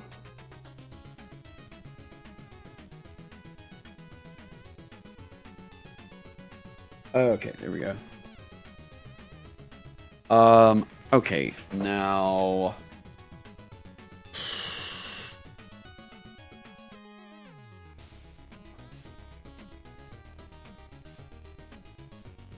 God, I feel like there's another one in here that I'm just spacing on.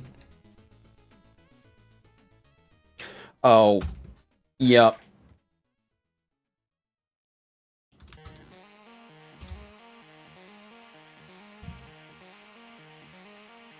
Can I get the accent aigu?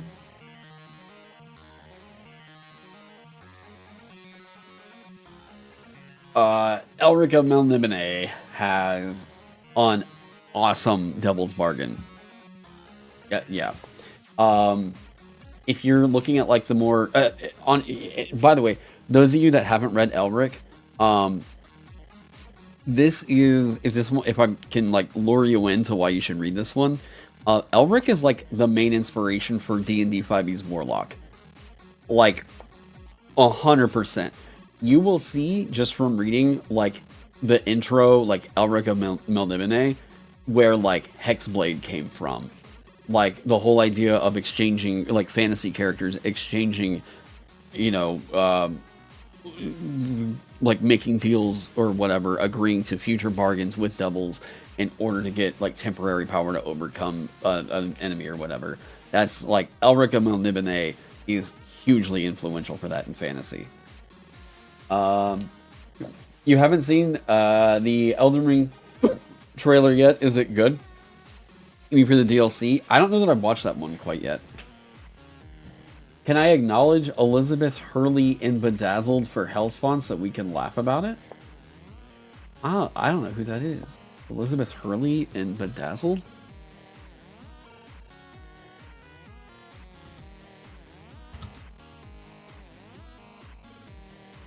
What is she? Oh, she's actually Lucifer in there? I have never seen it.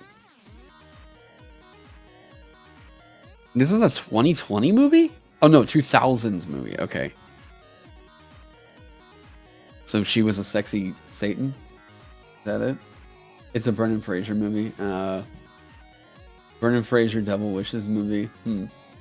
I remember watching Monkey Bone, like, what was this, like 8 years ago? And I was just like, oh, that's why this movie wasn't popular, huh? It's no Monkey Bone, though, if you ask me. Sorry, I just immediately pissed you off. Oh, man, that's funny. Oh, I could not have timed that any better. Monkey Bone is not good.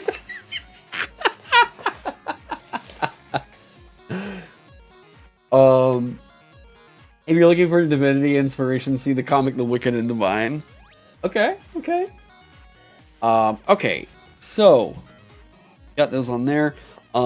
Stories that inspire my own fake characters. Okay, so On Fairy Stories by J.R.R. Tolkien, Lighthouse, Midsummer, and The Bitch by A24.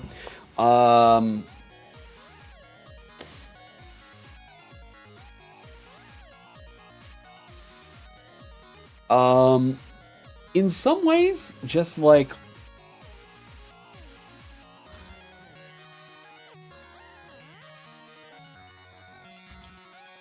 I put here traditional Norse fairy tales. I think that like some German fairy tales go a bit hard in the idea of like, oh yes, we must We must terrify the children because we cannot watch them while we are at work, and they cannot go out into the forest and get eaten by the bungle snoogle. And so we have to be traumatizing our kids in order to keep them in check. If not, they will get fed to the furnace of the witch. And, you know, like, German fairy tales almost seem like they were told in order to keep kids in check.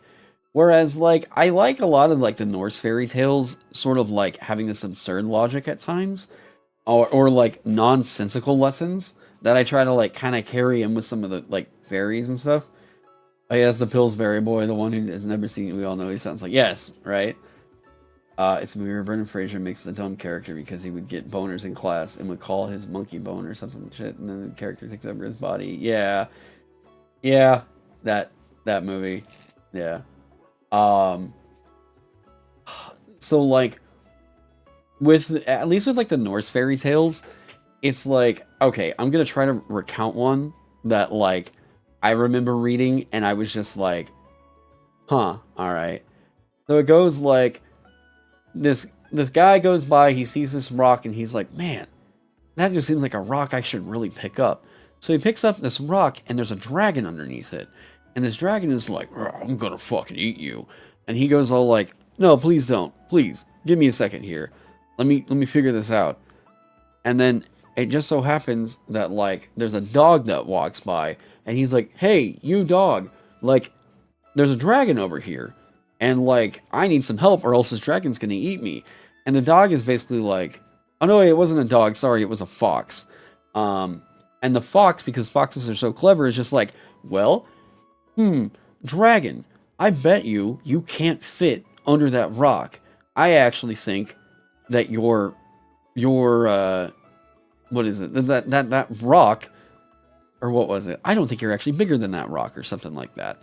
Anyways, long story short. So the fox somehow, dipshit tricks this dragon into like putting the rock back on top of itself. And it's like, oh no, I can't get back out again. And the man's like, cool. Hey, fox, you're going to come with me and live on my farm. And like, things are going to be sweet. And the fox is like, oh, sweet. I get to eat your chickens, huh? And he's like, yep, what do you know? All the eggs that you want. And then they go there. The fox is living with the man for one day before the wife comes out, sees the fox, and shoots it and kills it. And it's like, that's it. That's the fucking story. Like, what? What? Why? What? Completely lacking in moral. Like, what was the purpose of that? You know, the Green Knight is very good for this. Yeah. Hang on. Actually, yeah, this is gonna just go up here too. Yeah. That's also how Puss in Boots killed an ogre in the original book. How funny. Like, they were just constantly like, you know all these monsters? You know what they really don't like? Rocks. Throw rocks at them. Rocks. Do that. Rocks. That just seems like a universal constant across a lot of fairy stories, it seems like. Like, yeah. You know what? You see a dragon or, like, any kind of monster, throw a rock at it, and you'll be fine.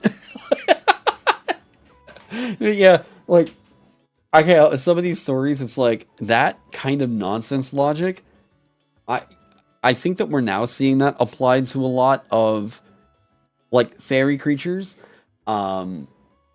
Or like tricking into shape-shifting small. Oh, okay, gotcha. And this is so stupid, but I can't help it. I love this character so much. The unicorn from Gravity Falls. I think that's right. There is an episode where Mabel gets to meet a unicorn, and it's the most insufferably hilarious thing that they ever put into that show. By the way, Gravity Falls is another one. Yes, please go check it out. Remember the ad Green Knight? It's right here. It's right here. I got it right there. So like, the whole idea is that the unicorn is sort of like purity testing Mabel, and oh my god, it's so good. That's a super funny one. Undead Stories.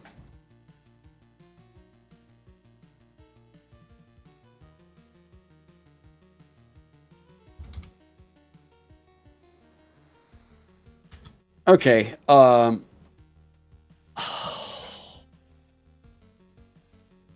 Seventh Seal, Death is a good divine undead story. I've never heard of it. Is it one of the oh, what's that one called? The something cycle? There's one that Amanda's read that I haven't yet. The Inheritance Cycle? Is that it? With like oh hell, what was I thinking of? Where death plays chess with the night. What? I have no idea. Man, really good undead stories.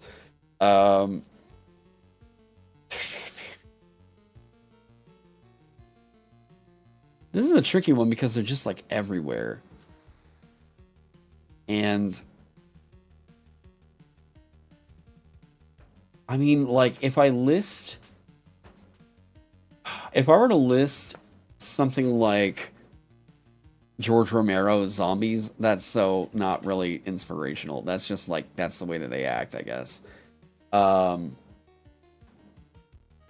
like the idea of some of these with like Poltergeist, right? Vampires are undead, yeah.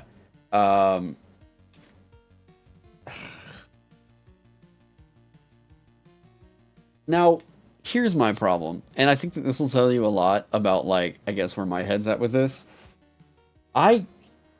Okay.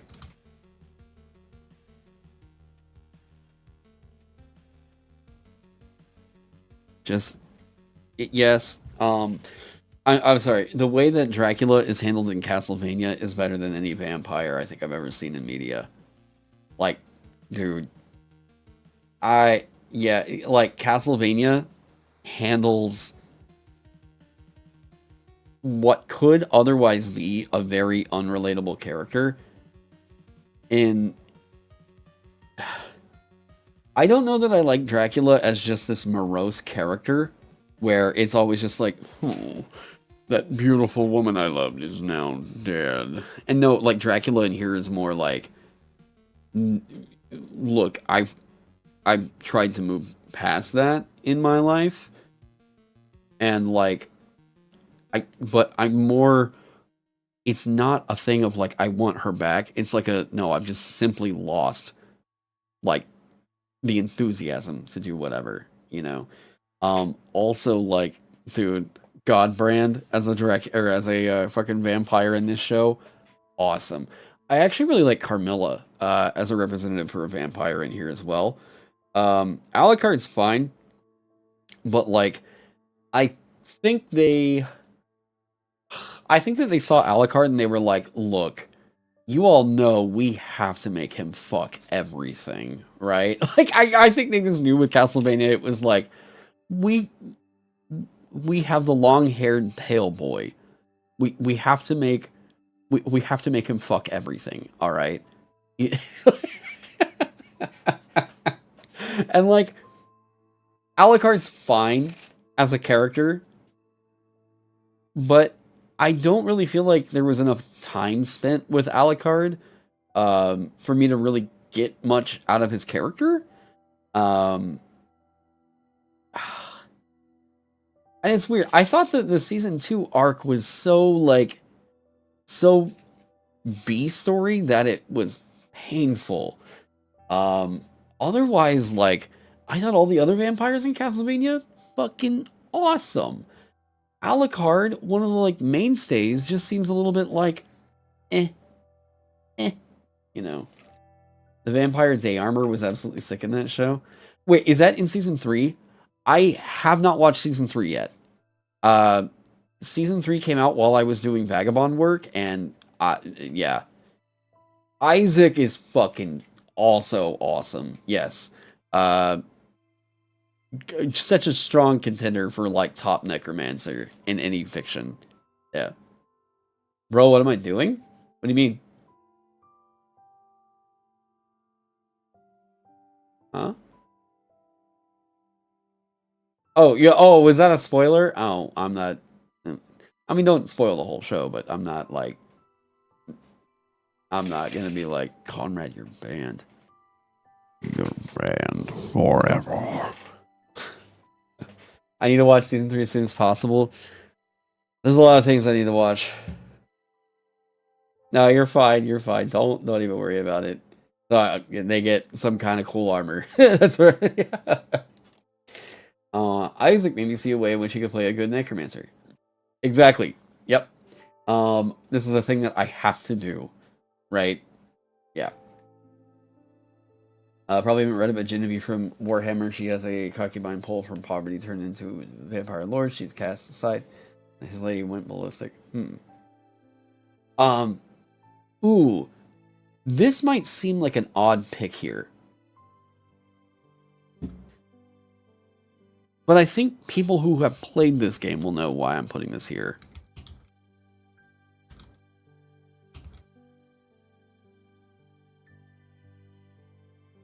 Okay. If you've played StarCraft, you get why I'm putting them here. If you've ever been Zergling rushed in StarCraft, you know why I'm putting them here.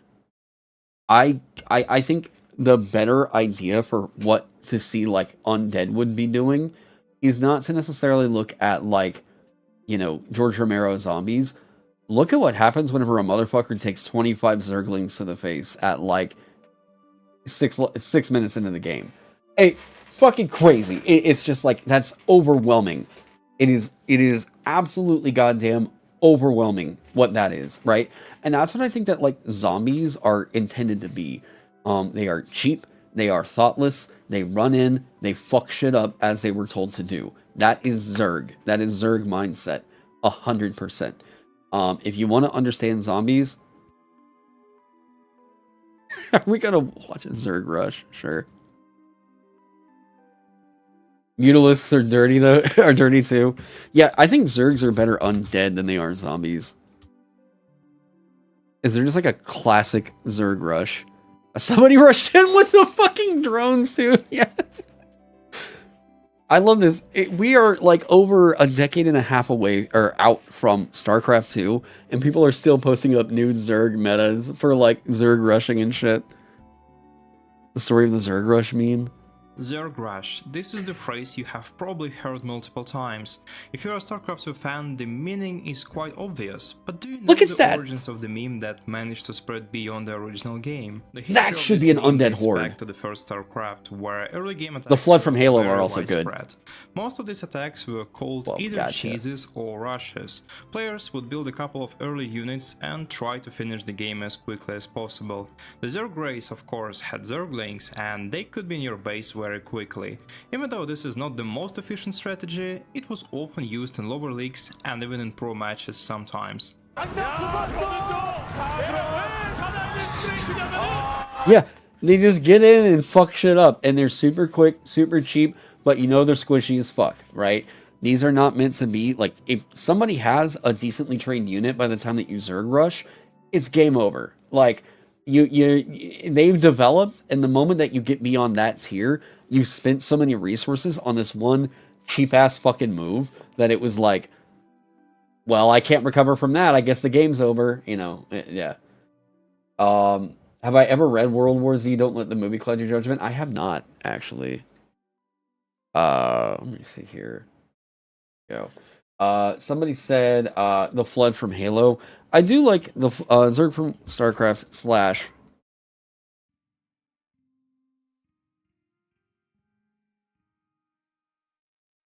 / I do really enjoy the idea of undead as these sort of like unthinking, just like, you know, go in there kind of creatures. And I think the idea of a parasitic like alien is such a great hit in the thematic for what it means to be an undead. Like, yeah, this bizarre creature that should not be here, just right?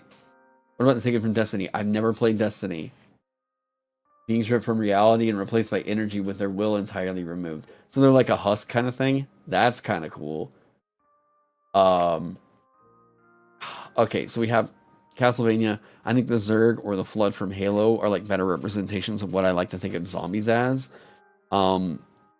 Zombies, it seems like they either go total hokey or they're this kind of horror, right?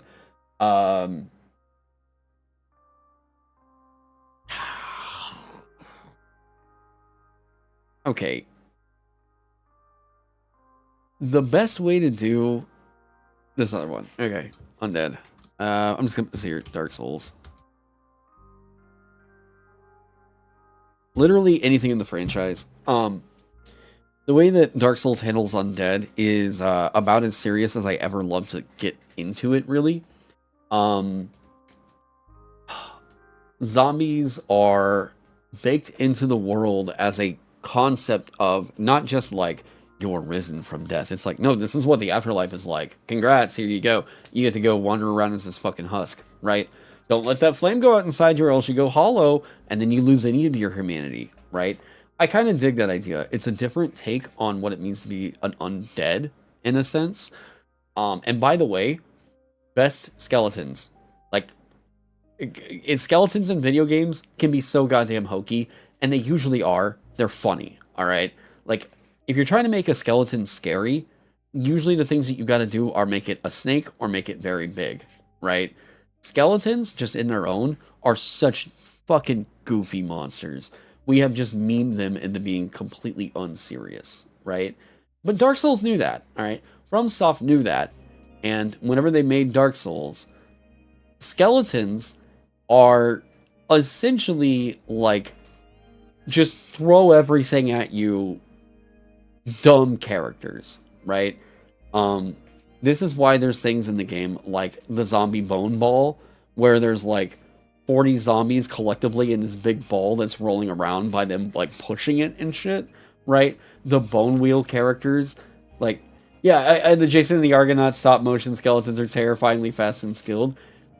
You know, as much as I watch horror movies, I have an extremely hard time watching anything stop motion because it actually does scare me. I don't know what it is. And I haven't met another person that really had this fear, but whenever I think Dipper had this fear in Gravity Falls, and I was like, I feel so fucking seen right now. That, and Amanda's brother, Charles. You all might have seen Charles whenever he came in here like 2 weeks ago. Charles is the only other person I met in real life that also is terrified of stop motion like that. Not if it's like Robot Chicken. I'm talking about the like Rudolph goddamn Christmas specials and shit. Those, that Yeti from the fucking Rudolph specials. Hate that. No, never. Yeah. The drop frame rate, how they jerk forward and have this weird stuttering aggression. Yes! I hate it. I was Sid from Toy Story. What? Did Sid not like stop motion? Afraid of toys? I mean, this was a very specific style of animation, I would say. You were terrified of Chicken Run as a kid. You could never watch the Wallace and Gromit as a result. Wallace and Gromit seem to have gotten away with it. I was never bothered by Wallace and Gromit, but I do get it in a sense. There are times where I see some frames from Wallace and Gromit, and I'm like, oh, okay. Oh no, here you go. You want to know? Here's the worst. Yeah, here's the movie that I think fucked me up on it.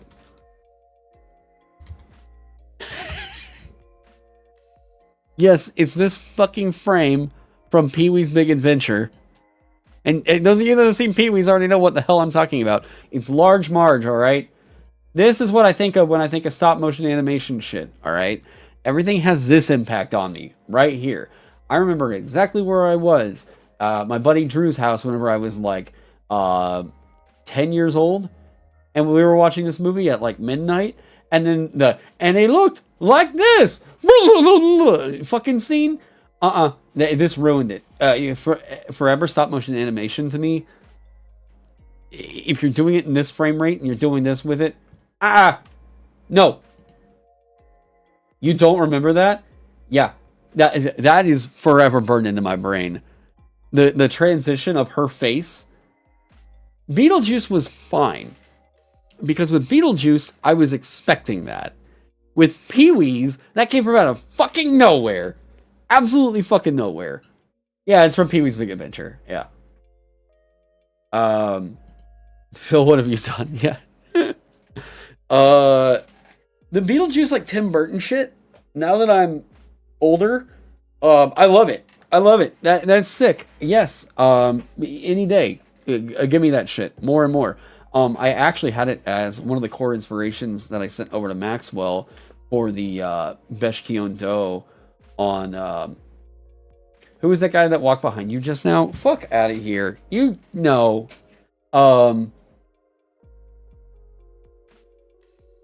Fuck you. Hang on. It was one of the things that I actually told Maxwell. It's Saturday. Okay, wait, Sunday actually. Damn, this week. Oh, okay. Sorry, I was trying to actually schedule to get Johan Nor on here for a live stream, but I don't know that Johan's gonna be able to make it. Yeah. What fairies? Wait, what?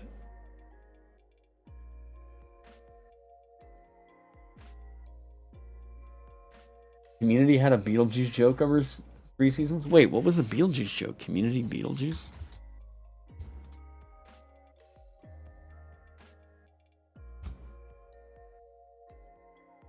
What did they... If your study buds will go. What's the blonde's name? Bitter Butter Beetlejuice? This Gwynnifer must be real special. Don't you usually wear the stripy turquoise Beetlejuice numbers? There's nothing in your playlist but Spooky Party, the Beetlejuice soundtrack, and NPR podcasts. Was it that... Wait, so it was just like a throwaway gag where they kept mentioning Beetlejuice?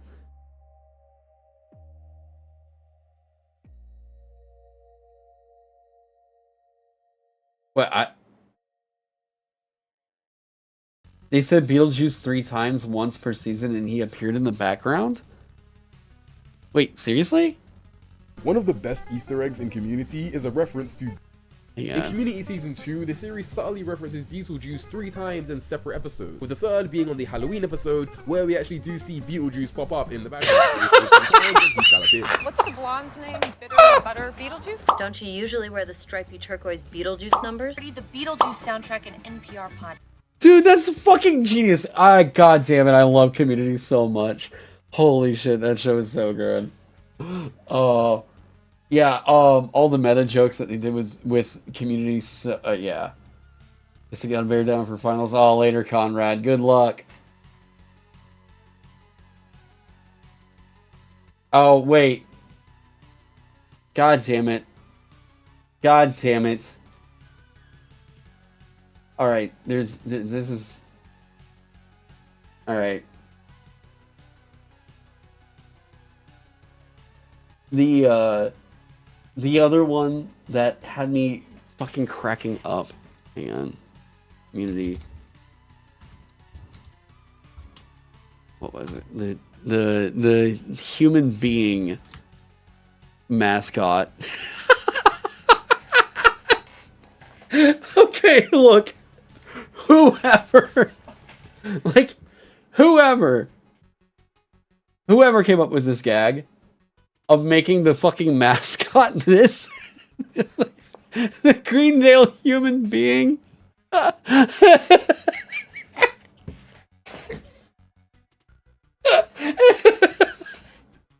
Like, I don't know who it was in like costumes, like props or whatever, that was like, all right, we have this idea. We want the mascot to just be like a fucked up smiley face guy. And like the mascot is just gonna be a dude in an all white bodysuit. It's so fucking good. Every time that character comes up, I'm fucking dying laughing, man. Oh god. Yeah, Communities just okay. Alright. So actually getting this back on topic. The only other thing I would say with like undead, Banshees and ghost stories are gonna fluctuate. I don't know that there's like a preeminent Banshee story. I don't even think that there's a preeminent ghost story, really. Like, especially in like a fantasy adventure, what would inspire a ghost? The thing is, like, ghosts are usually always handled as like kind of NPCs. Did the Witch? Wait, was there a Banshee in The Witcher? Oh wait, yeah, no, wait, you're right. Yeah. That first encounter? Yeah, I think you're talking about a mission that's like within, what, an hour of The Witcher 3? That is actually a really, really good example. Yeah, that is actually a really, really good example of what you can do with the Banshee, and make it evocative, and make it like, this is a creature that otherwise we should not fuck with, unless we are super prepared. I really like the idea of that with a Banshee, because I don't think enough like dungeon crawlers really lean in hard on that, right? Oh, come on, don't be this like Casper like that. Yeah. Is there a... Wait, okay. Chat, you tell me. Is there a ghost in fiction that was handled really well? And I swear to God, if you listen to anime and I don't 100% agree with you, it's going to be a fucking, like, 30-minute ban. What, like... There has to be a ghost that I'm just not thinking of that I'm like, yes, that's why we do that in fantasy. You know?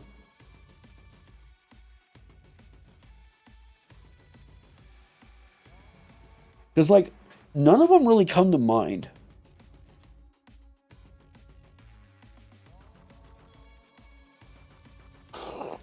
Ghostbusters, yeah.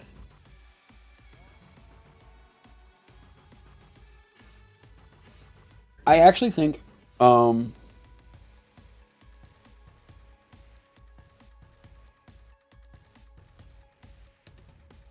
okay, I'm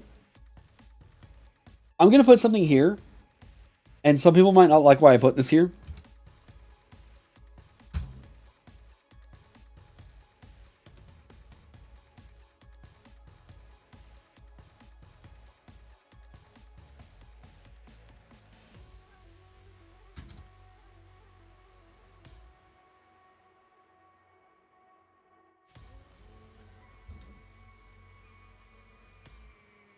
Never ending story. I'm gonna put up here. Now,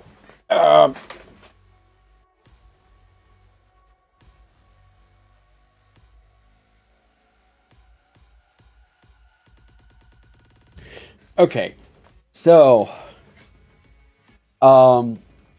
there's a thing that I objectively disagree with on D&D, and let me explain to you why I think I have the absolutely correct opinion on this, and that D&D has been fucking this up for 50 years. Sphinxes, by their very nature, by the way that they interact with the world, and XYZ shit. Sphinxes are eldritch creatures. Alright, these are aberrations at the very least. Vagabond, they're called outers. Alright, I will treat them as the fucking alien masterminds they are supposed to be.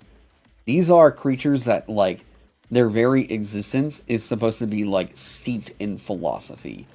Like, the birth of a Sphinx is supposed to be something that is, like, a new rule of reality has been written, right?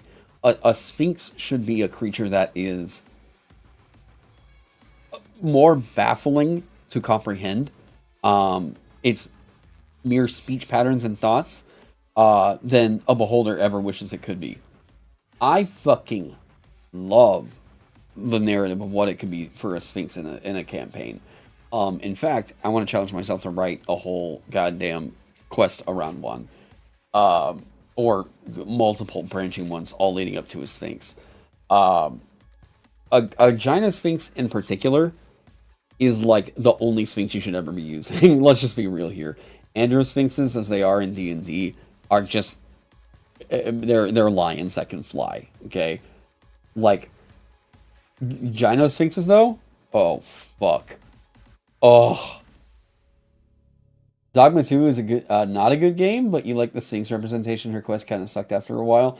I think that the actual look for a Sphinx is closer, like Dragon's Dogma hit that way better than D&D has. Take away dark.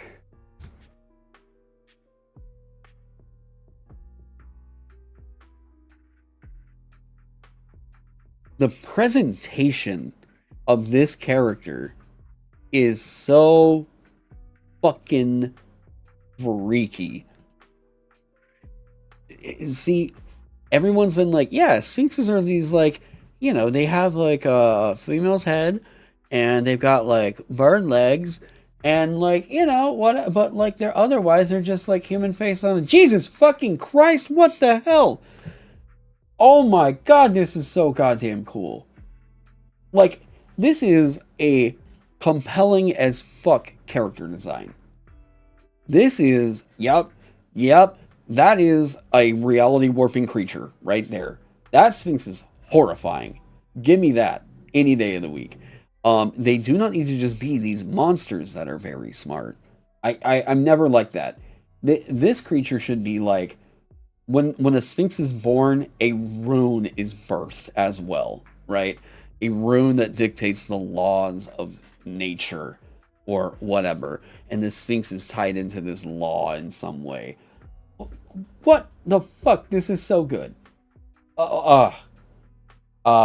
Enid from Paul Kidd's novels was such a fun character. Not horrifying, but just goofy, but Scooby gang stuff with Escala. Or Escal. I need to check that one out. You never heard the reality warping angle? Yeah, like, okay, so think about it like this. Like, Sphinxes are supposed to essentially be traders in knowledge, right? I think that the Sphinx as an immortal, the Sphinx as a damn near demigod, is like, oh, that's so primo. Yeah, give me that. Not, like, otherwise, a Sphinx is just a variation on a griffin, you know?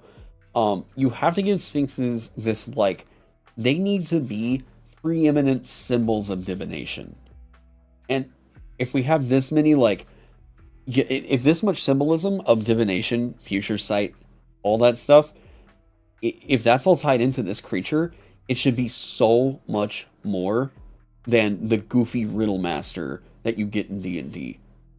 I feel like the Sphinx just needs to be like, ugh.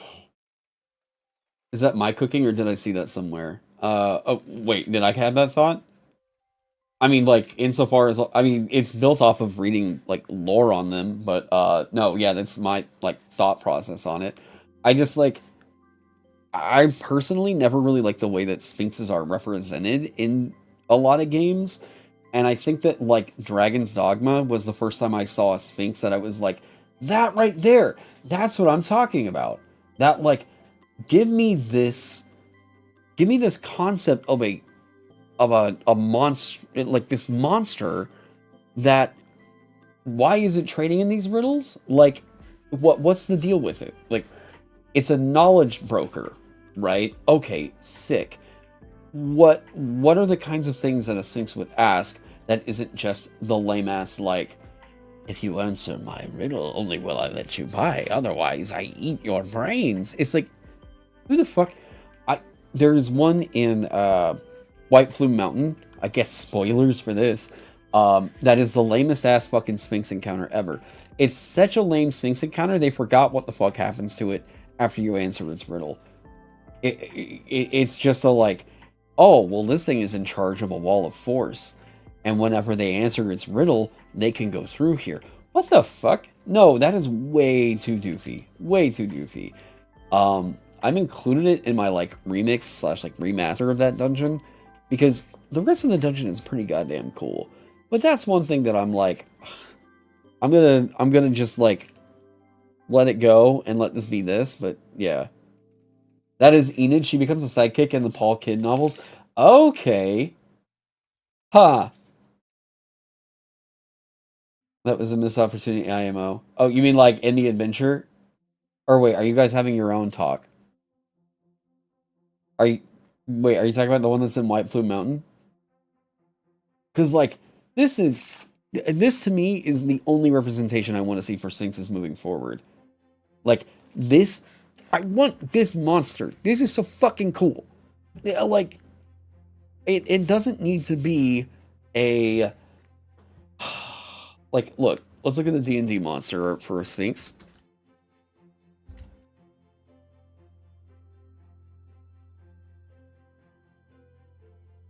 Look.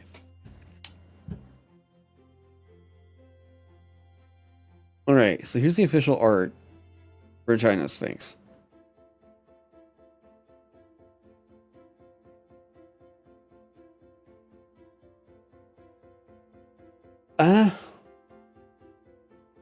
Like, what, that does not spark inspiration. Not like what I want out of this, you know? I just feel like a Sphinx is so much more befitting as this alien creature where, like, anything that's given this measure of, like, supernatural knowledge of not just that, yes, well, you know, I like riddles. If they're that hokey and that simple, then, like, it's gonna just result in Sphinxes just being like, yeah, they're this. Sure. Then you look at this and it's like, fucking yes, that.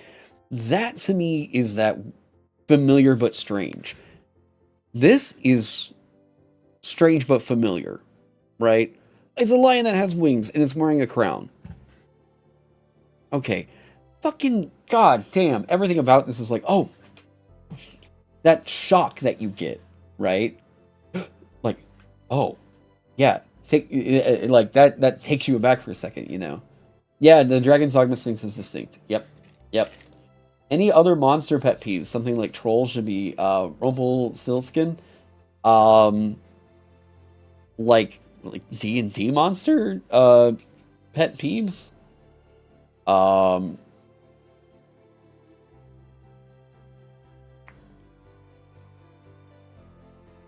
I mean, I don't know about maybe things that would go this deep in on it, right? The Sphinx is one I've definitely thought about, right? I was like, you seem like you could be such a cool, compelling monster, but I just don't really have it in me to really care about making this cool right here, right? I was like, man, no, it's just not freaky enough for me. And then I saw what Dragon's Dogma did with it, and I was just like, yeah, that's it, right there. Like, the eyes and the feathers? God, yes, give me that. Build on that, you know? Oh, yes! Dragon-wise?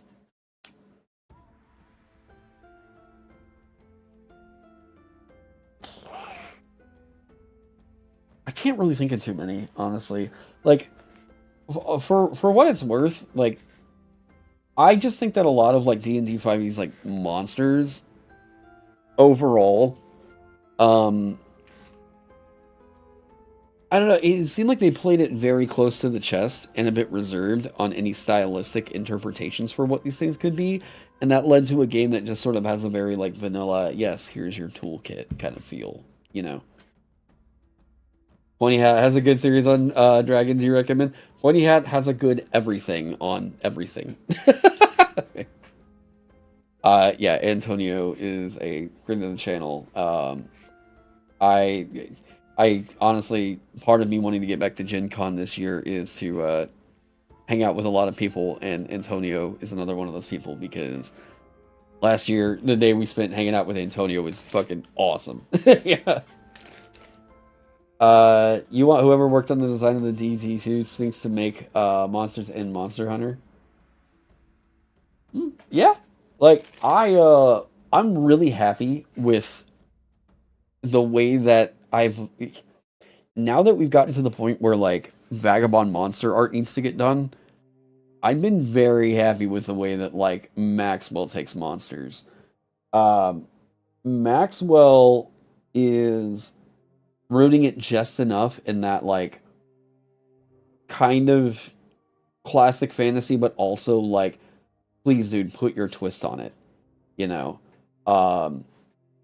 And the thing that he did with the Best Kyondo, Like, here, I'll show you all. The one that's on the cover, like, here's the inspiration for it.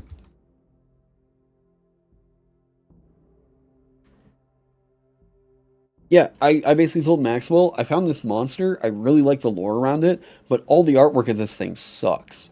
So, like, what can we do here? And feel free to go off and do, like, crazy shit with it. And I specifically was like, Tim Burton, uncanny, let's get weird, you know? Oh, what the hell are you? You're cool. I'm gonna look at you later. But here's, like, what the Best Kyodo's, like, best art was. Right? So, for all of its descriptions, I was expecting so much more, and there just isn't really great artwork out there for this thing. I don't know why this hasn't really clicked, because it's such a fucking freaky-ass monster. Like, it's a horse, walrus, sea serpent thing with the fucking throat and jaw of a gulper eel. And it can just, like drop its jaw into its fucking stomach, right? And I was like, yes, that's that cool shit that, like, whenever I'm reading, like, Elric or whatever, the monsters that they describe in there have this element of it that is, there's no way that can be an animal, because that thing is just that warped or whatever. Dragons, I've always felt, needed a bit more, like, okay, well, if they're not just a big flying lizard, what makes them also kind of sick and cool? So I had tried to think about, like, what were different elements that you could take for a dragon, and, like, kind of emphasize the idea that this is more than just an animal. You know, so that's, like, maybe a second set of jaws, a la Predator, that it actually retracts, and that's what it spits fire from. I will say, yeah, the Besh did have a pretty cool incarnation, whatever game this is. But then again, it's like, I still think we could do more. And I like the weird long neck idea of their, like, oh, I don't know. This feels so fucking cool. Once you realize most monster names are also descriptors, and you get stuff like ooze dragons and fire giant hags. Yeah, that's fair. Pony Hat's familiar Antonio was great. Yeah, yeah. One can get excited about a large lizard only a finite amount of times. You know, like, it's just not really my bag. There was another... What was a monster that was down here? What are you weird nipple horse thing? Dude, look how big that is. Yes, this face. I love this. Because there's the best. Chi-Chi face?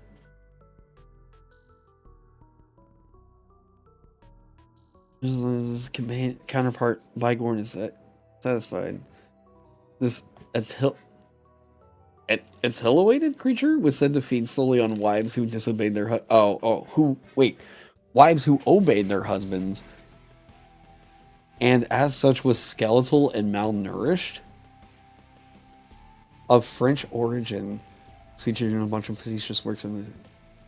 I mean, I like the design of it. That's cool. Like, yeah, that's a Bloodborne hound. Yeah, that's what I fucking love. It has 2 mouths.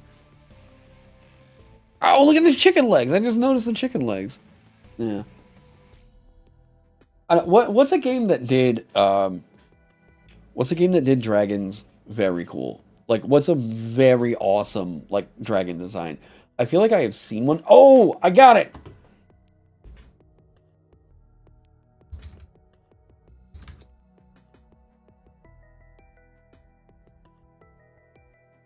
Dude. God of War and what it did with Lindworms. Oh, dude. Where's the, like, fight? Lindworms and there's a boss fight with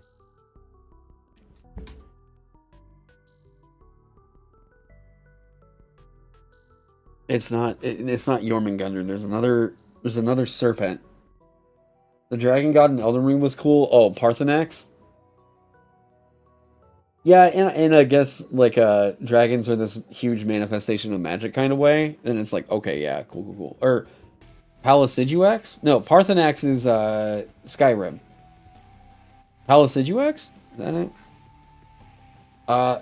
Okay. Who's the dragon that lives at the bottom of the Erd tree and just like bites at the roots and shit? What's that one called?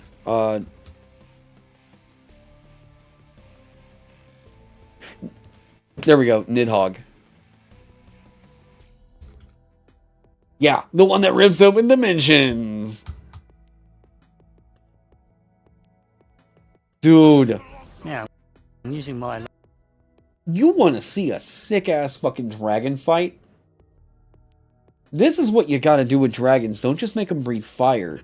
Yeah, I'm using my light attack combos on the Nidhogg here. That way I can get time to dodge or parry. On your right side of the screen... This thing rips holes in reality. On the left side of the screen, and this is how it scurries around the fucking Erd... Or the Erd tree.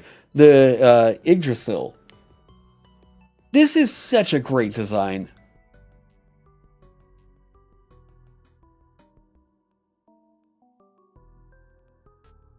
I can't help it. Every time I see like a God of War fight though, whenever they stop for a second and they're like, yeah, I gotta let you hit me for a second. And then, oh no, now I'm weak because I let you hit me too much.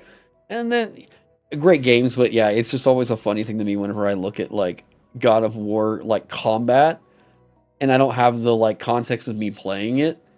And, like, what? This is sick! This is fucking dope! That's a goddamn dragon!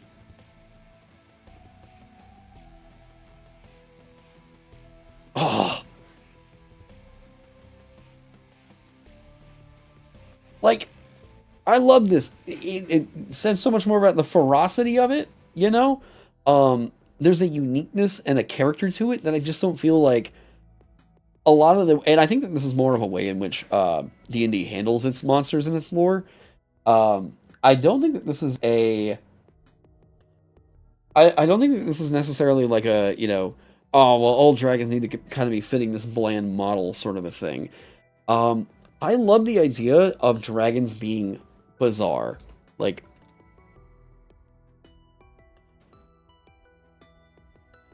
I think I saw the coffer dragon or whatever it was, and I was like, all right, cool. They're going with like a more fish-like vibe with it. Sick. I'm trying to do that with Vagabond now, where the dragons are all supposed to feel a bit like, oh, that's... I get it. Oh, okay, I understand why that's not just like big snake or big lizard. I was trying to look for like really cool, compelling designs. Oh, okay. Like, ideas like this... Yeah, I gotta make sure there's not furry shit anywhere. Okay. Ideas like this. Is that furry? Nah, that's just a weird butt thing. That's fine. It looks like Adventure Time art. Like, taking the blue dragon, whatever creature this is, right? We all see these and we know, like, don't pick them up because apparently they're super dangerous or whatever. Taking this as an idea for what a dragon could be, right? Not just making them all like, oh, I'm big, titan, crazy monster, right? Ugh, come on. You know? You like the idea of dragons as divine creatures? I think that can be cool. Yeah. Closer to a snake with front legs. Yeah, but the design is so sick. You know? Ooh. Wait. Yeah, see? The anglerfish sea serpent look? I know I can't really zoom up on that. If I click on this, it's going to open it up, but I don't know what site this goes to. It goes to the DeviantArt. We're not opening that link. You actually like the idea that dragon is a term for some ungodly monstrosity? Yeah, because, like, Leviathan, right? That was one of the interesting things about, whenever I was, like, in my early 20s, really going through and reading, actually reading the Bible, and seeing it, I was like, oh shit, wait, they talk about, like, behemoths and like dragons and shit. Wait, what? And then someone was explaining it was like well yeah, the word for dinosaur hadn't been coined until like it was either the 1600s or the 1800s, and I was like, oh, that's weird. So this is now saying that like maybe the bones and shit that people found, that's what they were saying they were? Huh, okay. Zombies are also not handled super well in D&D. I think that all depends on where your basis for your inspiration comes from for them. I think that ghouls are way closer to the idea of what zombies mean to most people than what the zombie really is, right? Beast stories that are really good for factions.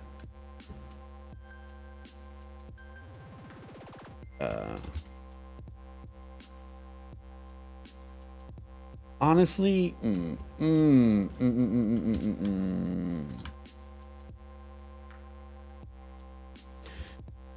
Ooh, actually, well,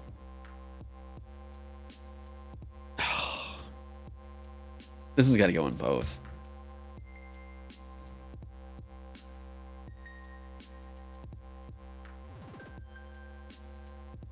Yeah, as far as like developing out the wants of a beast to something that was understandable and as a character, really, I think Princess Mononoke did a better job of conveying the idea that beasts have these. They have their territory, they have their food, they have their survival, right? But making it a bit more of a noble idea, right? Like they are in some ways given a measure of godhood, especially if I'm thinking about like dire boars or whatever. Like a dire boar, that first encounter in fucking Princess Mononoke, I'm like, oh yeah, that would be horrifying. What is this? Alright, just checking some things real quick, because I've been on here for a second.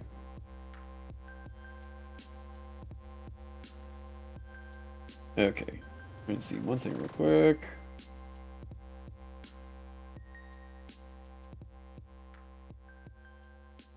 Ooh. I need to find an email from someone.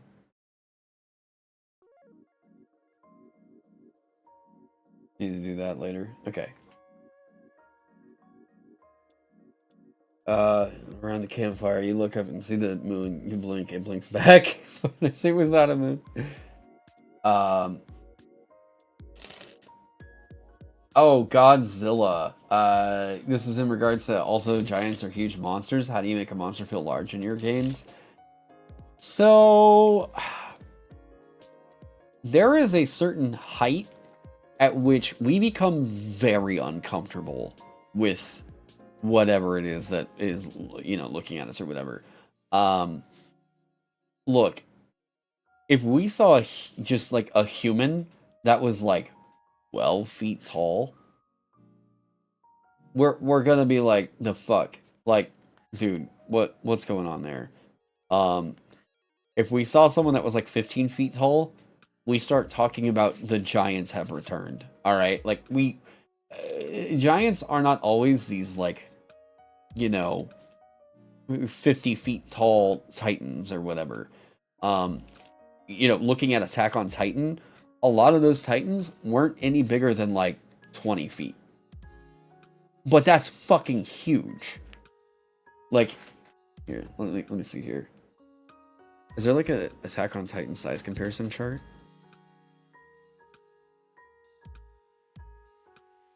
Hell yeah, there is.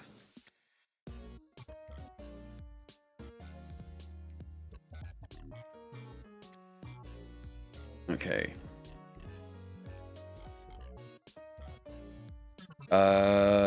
Is this spoilery? Kind of. Not for the ending, though. I mean, depends. Watch at your, you know, discretion on that. Yeah, so if we're talking about a human being like That's almost as big as my pen. If we're talking about a human, I mean, human height is like maybe up to this one's kneecaps, you know. Yeah, it is fucking the face grinding titan was. What the fuck?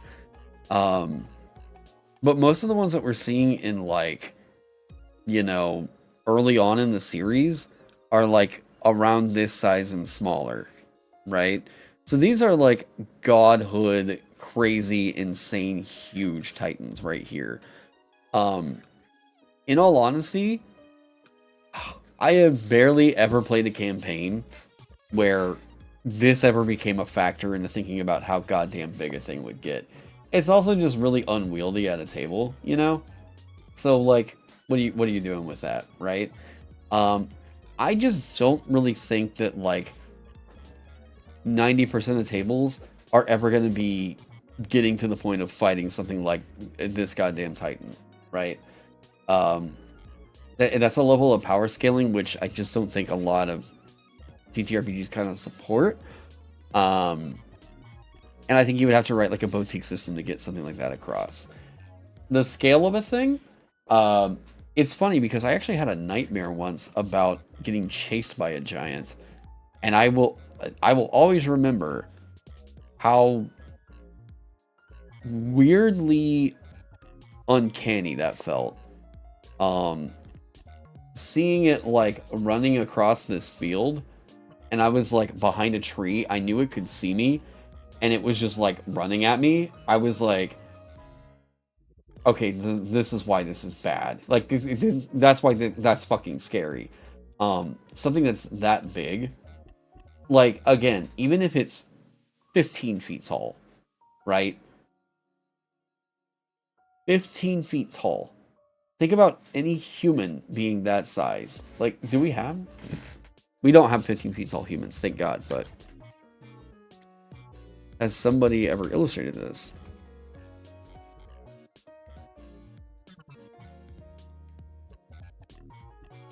Okay, so you are... This has to do with Critical Role, too. How funny. Oh, okay, yeah. This guy made a 15-foot tall marionette just because he thought, I don't know, I just want to cause some shit today. Look at how goddamn fucking freaky that would be. Like, that's a giant. That's a giant. The tallest man was 12 feet tall? Oh, 8? What? I was like, no, yeah, completely normal behavior. Yeah, I look at this goddamn giant Eddie Murphy head. Look, already not okay. All right, like, go walk by this sometime and just be like, oh, that's how big that would be, right? The guy that made 15 feet tall anime girl posters. The heights in feet. That is telling me a lot of info right there. That is what 36 feet looks like, huh? Okay, so yeah, I'm 6'3", and like that's only a little bit shorter than me. This is what a fucking 15-foot tall person would look like standing next to you. You don't need a giant to be this goddamn big to be horrifying. Like, yeah. I think that the thing that makes giants weirder and more interesting, like, if I'm telling a story about giants, it's not going to be the, like, it's just a really big human and it's blue. No, fuck that. Give me Siren Head. Give me...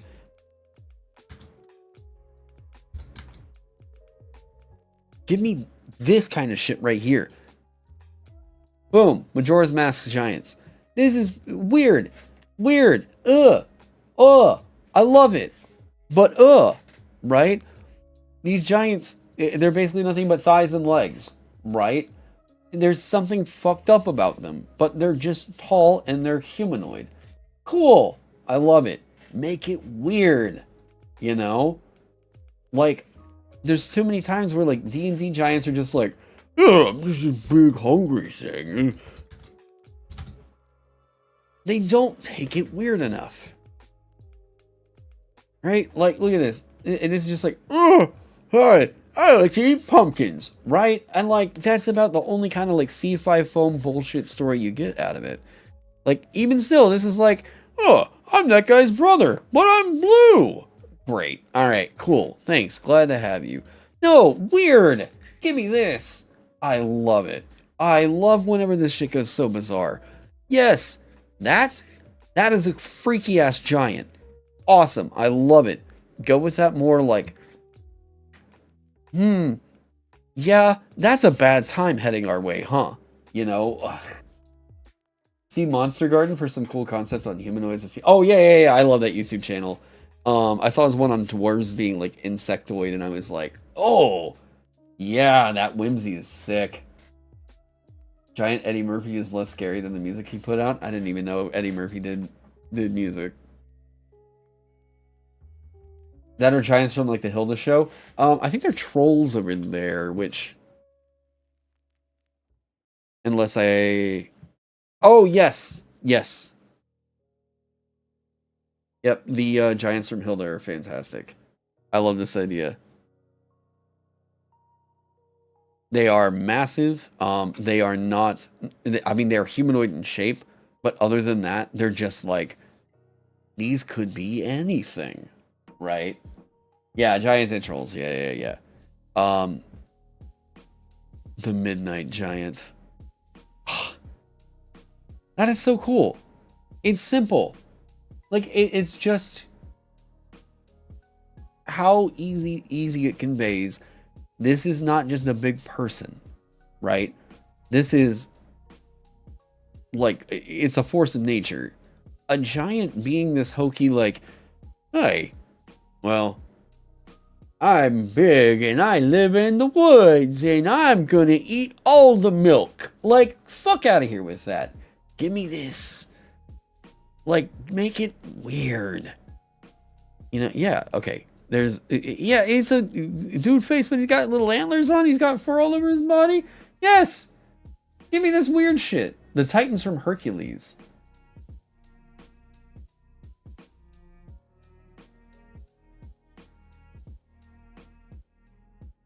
See, I would agree with you there, except those are probably more leaning in on primordials in a way. At least what we would consider them from today's kind of vibe. I was just scrolling to make sure there wasn't any like fucking Rule 34 as I was scrolling through. Okay. Yeah, like this is more like a primordial, I would think. I mean, especially because like dude's literally just a cyclone, you know. But I get it, yeah. Dark Souls 2 giants. Oh shit, hold up, you're testing me here.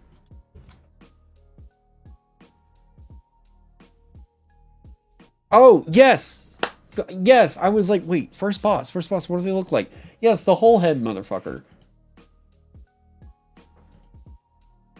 Oh, right, but look, like 12 feet tall. Like 12, maybe 15 feet tall, right?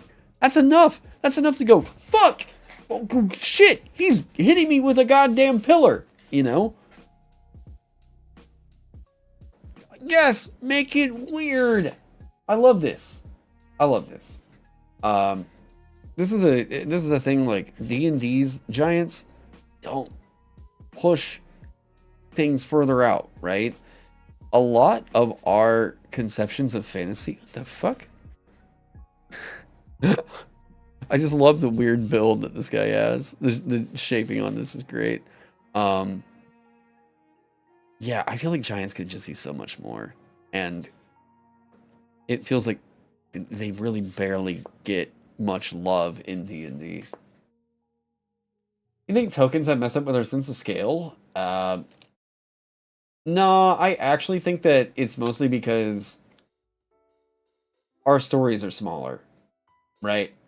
Most of our D&D stories want to treat everything like a creature, and giants, like, having the variability here of, like, sure, there's the little ones that we can fight, that are still like kind of, you know, freaky or whatever.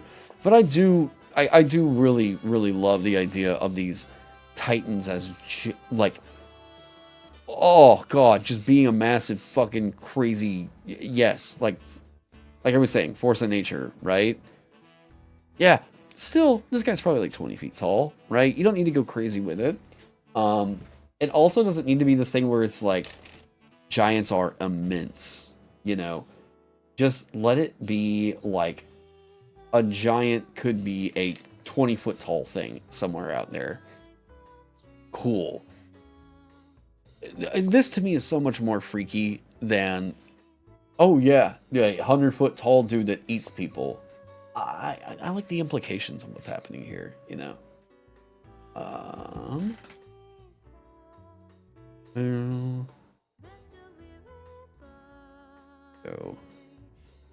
God. I just realized how far away we got from what I even labeled the fucking chat. The video today. Oh my god. No, doctor. I do not have issues completing household chores. Yeah, and I was in the card games to get some weird giant stuff.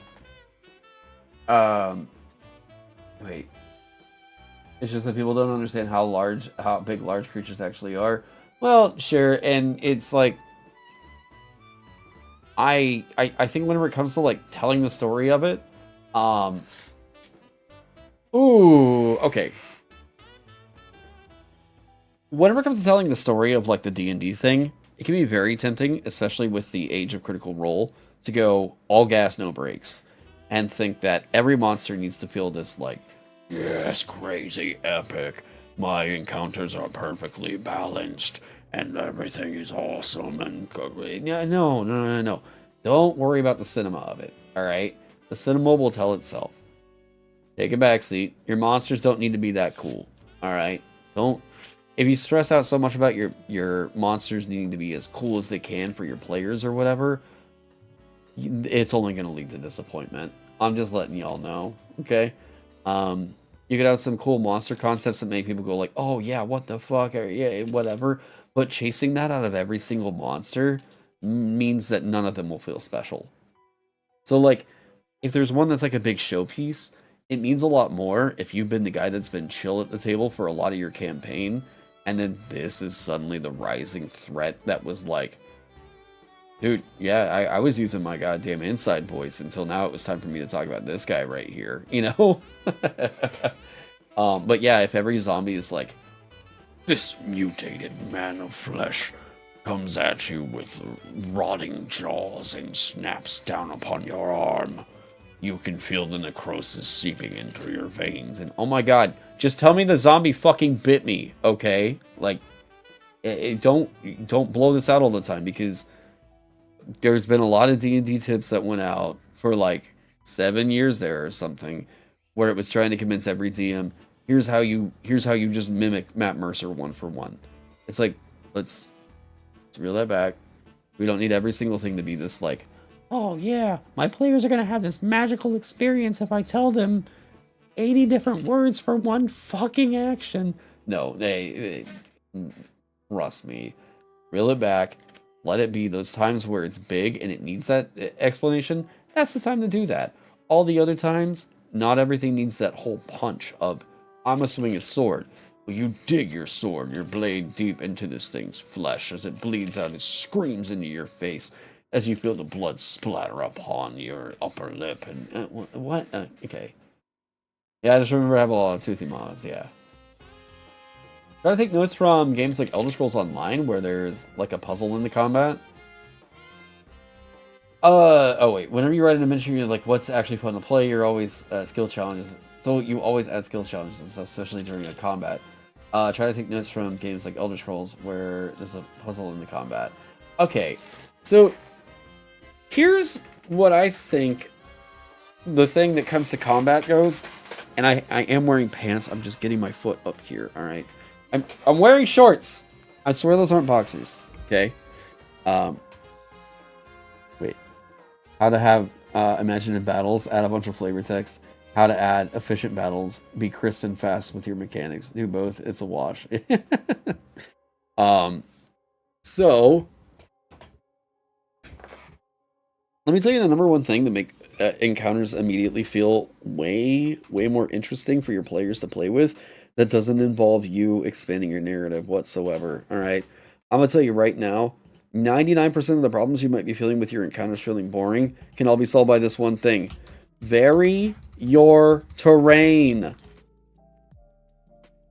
Vary the environment. Okay? Straight up. All you need to know is this right here. Are your encounters boring? Stop putting them in a fucking flat room. Alright? Yes, vary the elevation. Yes. Like, there are so many... You know I painted... Yeah, okay. This is the number one thing. Right here. You want to make your combats better? Change up the room. It's not the monsters that are always the problem. It's giving your players cool shit to do with their actions, right? And most of their cool shit is being, like, all these systems think that they're addressing it by going, like, we're going to give you more that you can do with your action. No. That's only going to cause the problem of, like, this one single character is getting more and more powerful rather than the combat getting interesting. You can't solve boring combat with more character option. That's not the way that this works.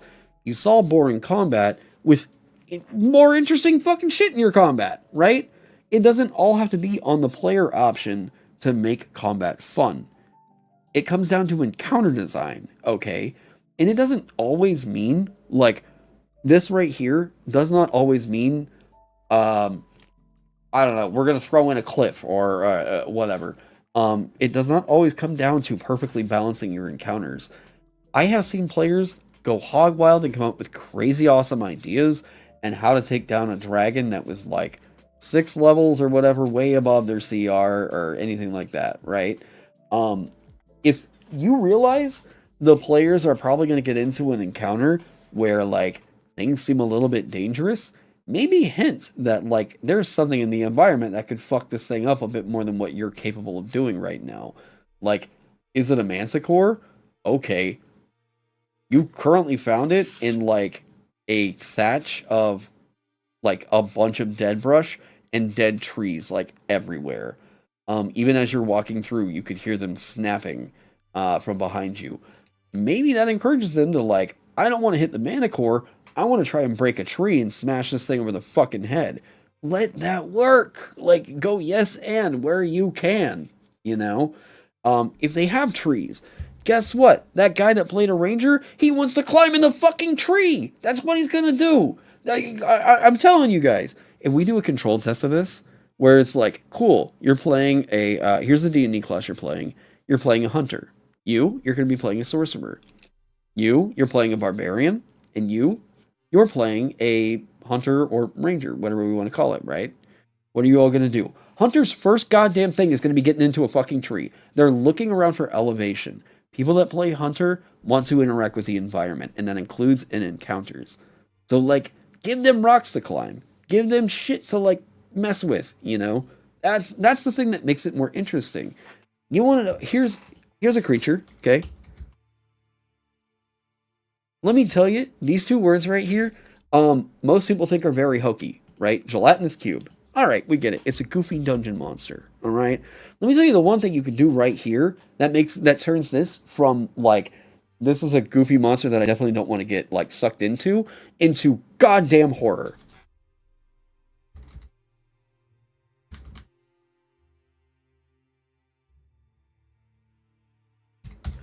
Holy fucking shit, this encounter just got to be a goddamn nightmare. All because I changed the environment, the context of the location. Now this gelatinous cube, if it pulls you through one of these grates, you're coming with it. You know? Like, it doesn't just emulsify and leave you behind. You are restrained by it as it is digesting you. It's gonna pull you through this goddamn grate. And we're gonna see what happens with that. That's horrifying. That immediately makes the terrain go like, oh shit. Wait, so now we have to rethink what this means. Now every time that I make a left turn in this, it can still move It doesn't matter that its speed is lower than mine. Holy shit, this thing can get around this thing a lot easier than I can. Oh, no. And that's all the environment doing that, right? There's like, okay, we fight. I don't know, we're on a dragon thing today, I guess, right? We're fighting a dragon. Okay, immediately the thing that comes to your mind is flat plane, right? Gonna fight this dragon. It's a big stack of hit points. Okay.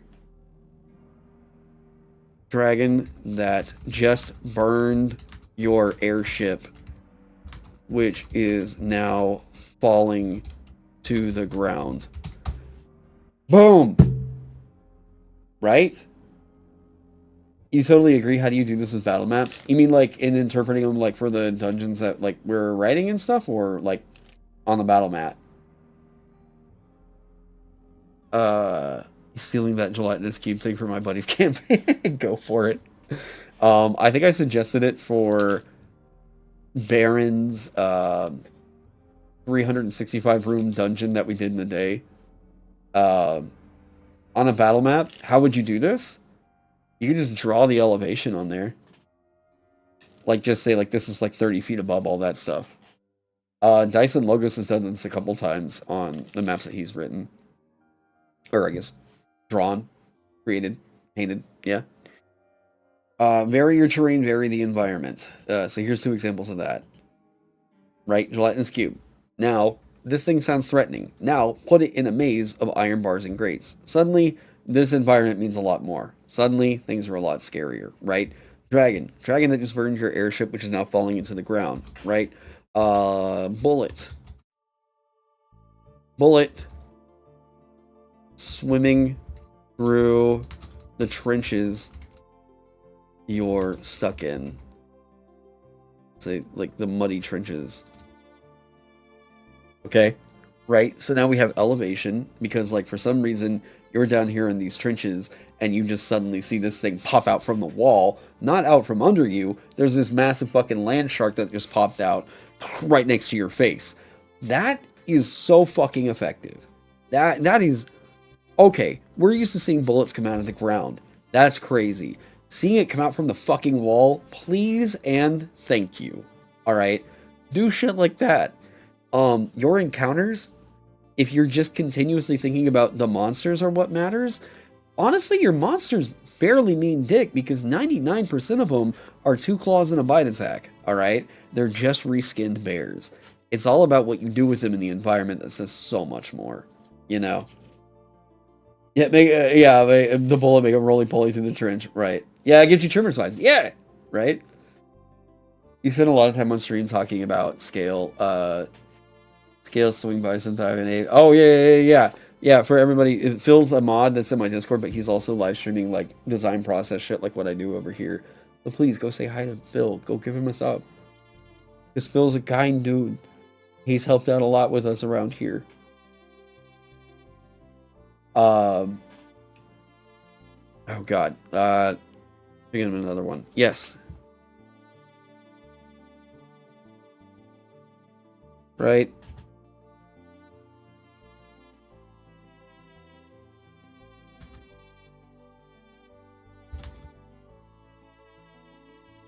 Boom. Sarlacc pit. Alright? Give me another one. Someone give me a monster. Anybody. Monster.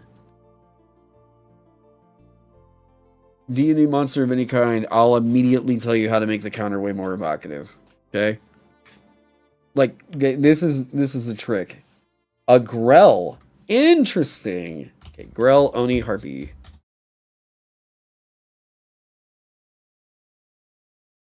Okay. Grell is going to take a second. 1 second. Let me read up on their lore again, because I'm confusing the Grell with a Grick, I want to say. What do they have? Sightless aberrations that resemble giant floating brains with tentacles and a beak. Much like other aberrant creatures, the anatomy of a Grell is truly bizarre. Can they fly? That's a big deal. Blind sight. They look like they fly, or are they just hovering? These fucks are definitely flying. I just don't see it in their stats. Yeah, the brain and the beak. Yeah, fly 30 feet. Cool! Alright. You know what you can do with a Grell? Platforms, possibly levitating discs. Immediately, because we have that whole, like, aberrant, whatever kind of vibe. And even still, if we want to lean in on the alien side of it, zero gravity chamber, where the party must swim in the air as per difficult terrain, maybe. Alright, cool. What else we got? Platforms possibly levitating discs. Zero gravity chamber where the party must swim in the air as per difficult terrain.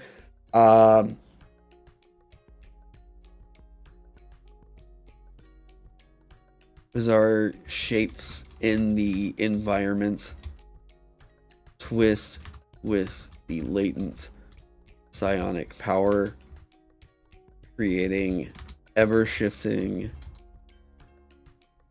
terrain of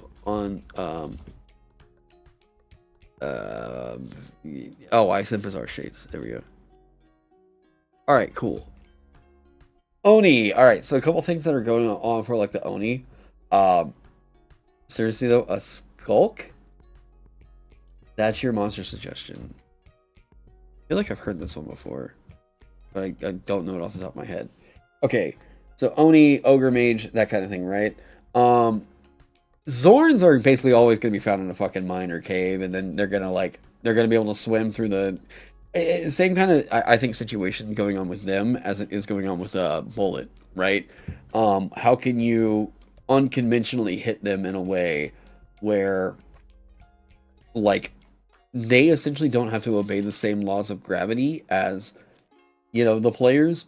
And you can do some of this, like, the Zorn. I don't think it could do this, but it would be cool if it could. If it could just grab you and, like, pull you into a wall and, like, stick you there. Like, maybe not your entire body, but just, like, your hands. I don't know, something weird like that. That's sick. The mere fact that a Zorn, if it could get any part of your body beyond a rock and just, like, chew on you from the other direction, dude, fucking what? That's sick. Onis. Okay. Onis have major big ball boss energy, alright? So I think of Onis, and I'm immediately thinking of, like, what can we do to twist around a boss chamber, right?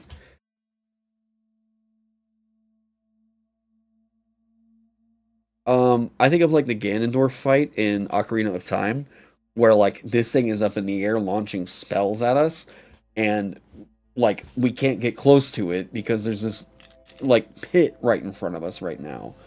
I would say, if it's flying, think about pits. Because if a pit's in the way, they've got to burn the, like, whatever it's going to be, flight in some manner. They've got to be able to come up with that in a way to, like, overcome this major physical obstacle here. If a barbarian does not have flight while something's up there flying around and firing off spells, that barbarian is throwing their goddamn axe. You know, they're doing what they can, but that's not a whole lot, right? I've also heard some people say, like, never allow a creature to not get hit because that's not fun. And I'm just like, what? The fuck? No. Shut your goddamn whorish mouth, alright? These Onis right here could be very, very cool as this intro to what bizarre magicians can be, right? So, boss chambers a la, like, Legend of Zelda. I think of, like, platforms.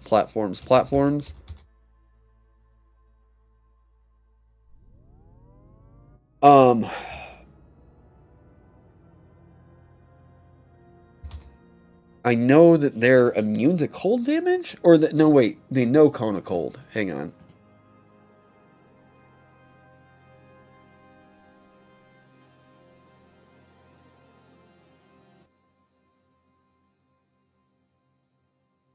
They are not immune to cold damage. You want to know what would be a really, really fucked up thing for an Oni? This is actually one of the monsters that I would suggest, actually, a crowd. Because they can shapeshift.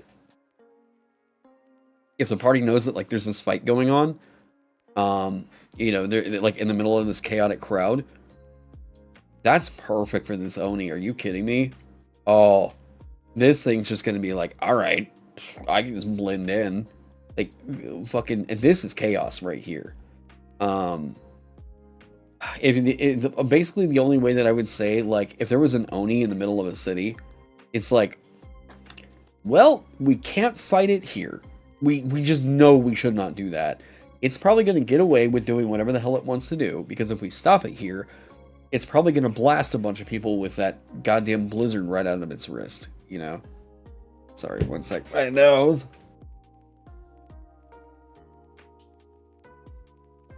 Wade, hello. Welcome. Yeah, Oni's just the mere fact that there's, like, the environment is people. This is telling you right here, we can't fight it here. Yeah, the monsters know what they're doing, right? This is telling you, unless you're cool with a crowd getting taken out, this Oni should be considered to be a fucking supervillain in your city. I think more than any other monster, for some reason, Onis feel more like a Batman villain than anything else.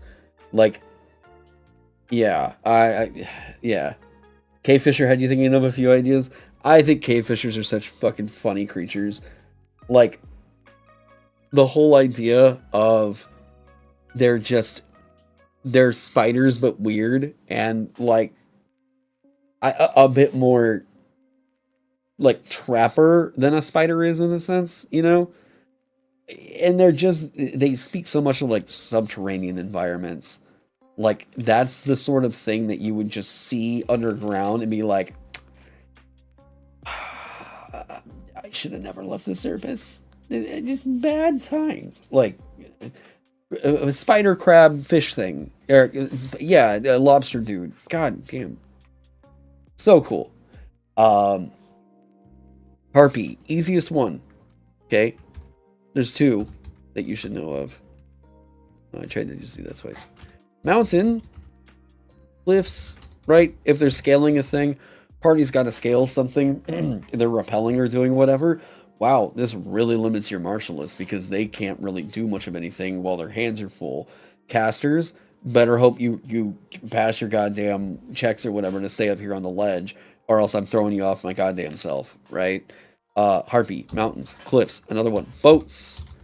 Harpies are always featured in artwork where they are attacking sailors, trying to charm them. And hey, if you get charmed by a harpy while you're on a boat, the scary thing about that isn't that, oh yes, I go and I fall over towards this harpy that's on deck. No, the harpy charms you and moves the fuck away from the boat, and you go overboard.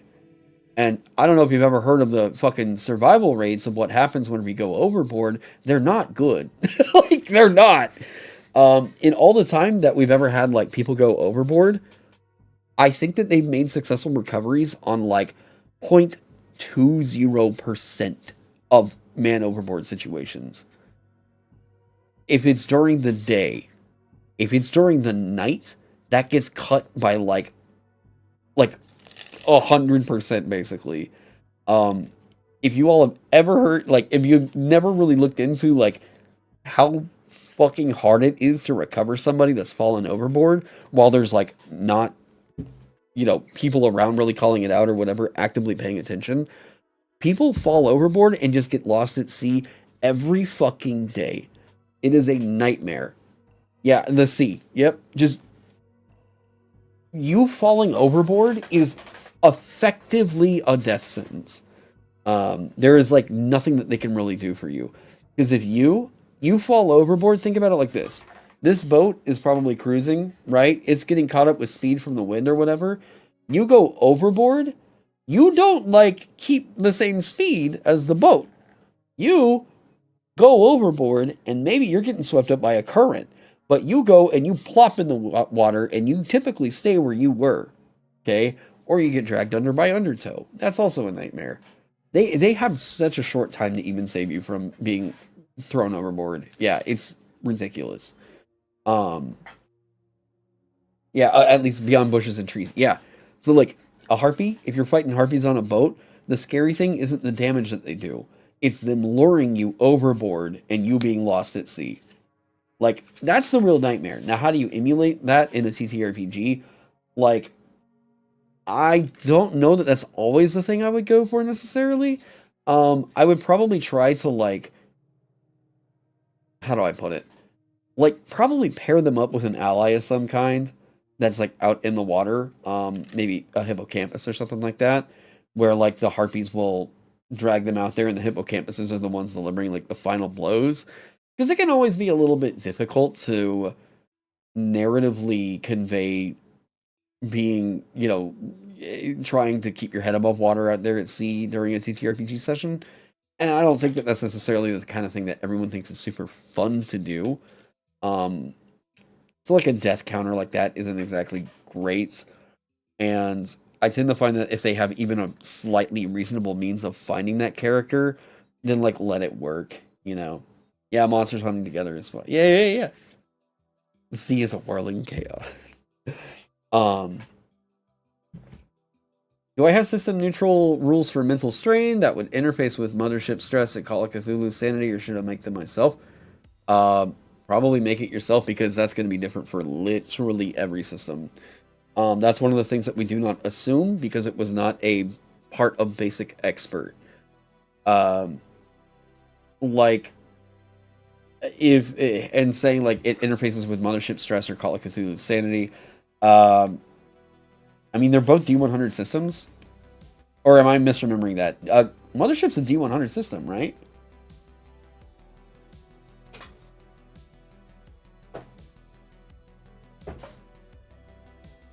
Guess what? In my shelf over here of every game ever. It's been so funny because every time I've needed to reference one, it just so happened to be on my desk.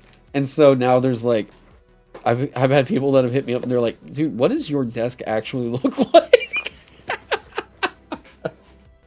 It looks like chaos right now because I've got all the like awards and stuff for the game jam up here, but yeah. God, it smells good. It's hard to explain, but yes, it smells very good. I want Vagabond to smell like this. Who was their printer? Something else I gotta figure out. How do you get the mothership book smell? I want to work in whatever press that was. It smells so goddamn good. Yours just arrived recently as well. Yeah, mine came in actually in like the first wave of ones that they sent out, but I think Tuesday night isn't super far away from where I live. 100 plus bucks. Is that the smell? It's just a bunch of books. Recent underwater encounters characters have 10 rounds of air per point of con bonus. Push up the tension. Each hit point loss is also 1 round of air. Plenty of HP. It's not a lot of air. So there's like, okay, if you wanted to go with like the very, very high simulationist route where like this is what's going to determine whether or not you drown, I guess that's one way you could do that. For me, I'm like, we could do that, but is it worth it to lose your character by drowning that way out at sea? Or just like, look, you got picked back up, Maybe if it really mattered, like there was also a kraken in the water or like a megalodon or something, then like, yeah, we're like, dude, I think you're getting eaten by that big shark, man. Sorry, you gotta roll up a new character,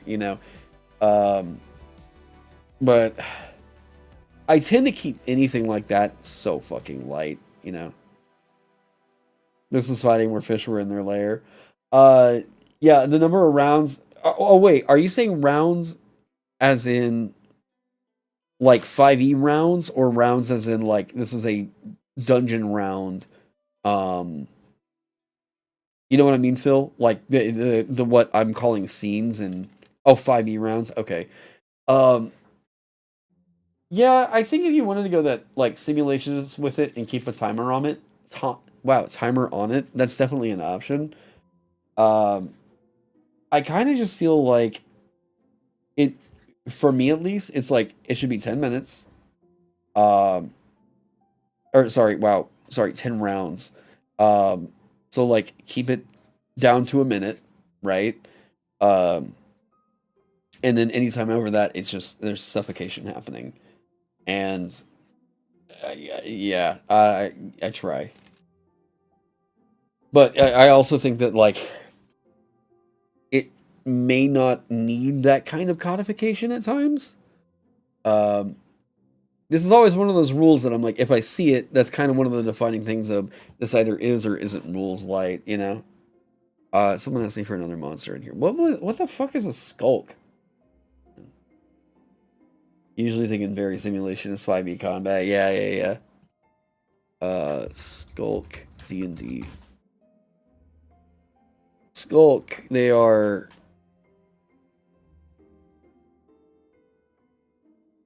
What is it? Leaves no tracks.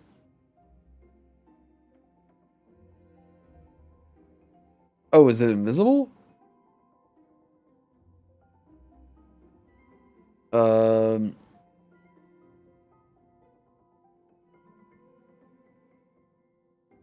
What is this thing? It's just an invisible person? Is it a Mordenkainen's book? That you're making an assumption I know where the hell mine is. Yeah, I don't remember this one either. Travelers who became lost in the Shadowfell, wandering its grey wastes until they lost all sense of self. Valuable invisibility, so it can go invisible. Oh, okay. Here you go. Easy peasy.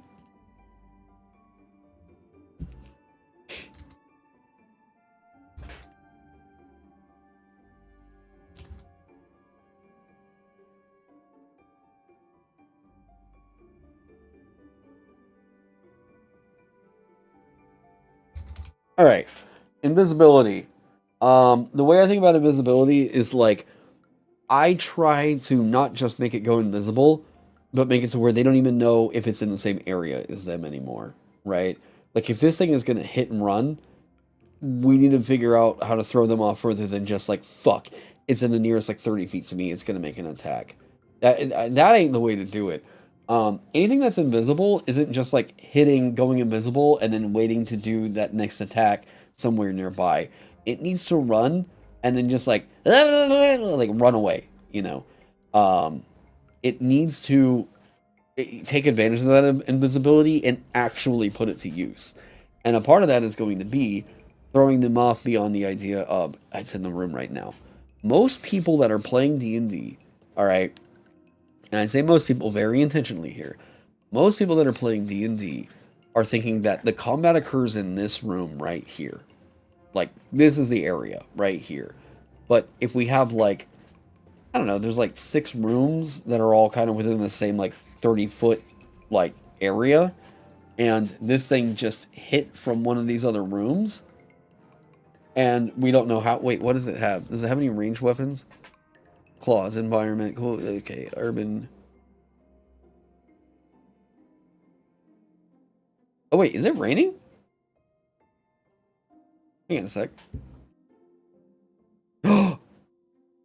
We got rain today. Hey, how bad is this gonna get? Wow, that sounds heavy. Is that hail?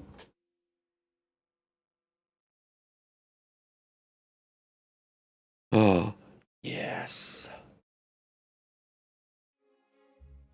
This doesn't show my address, right?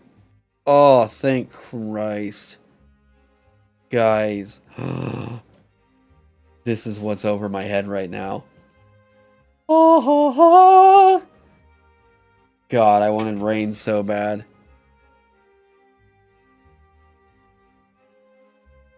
Alright, so where...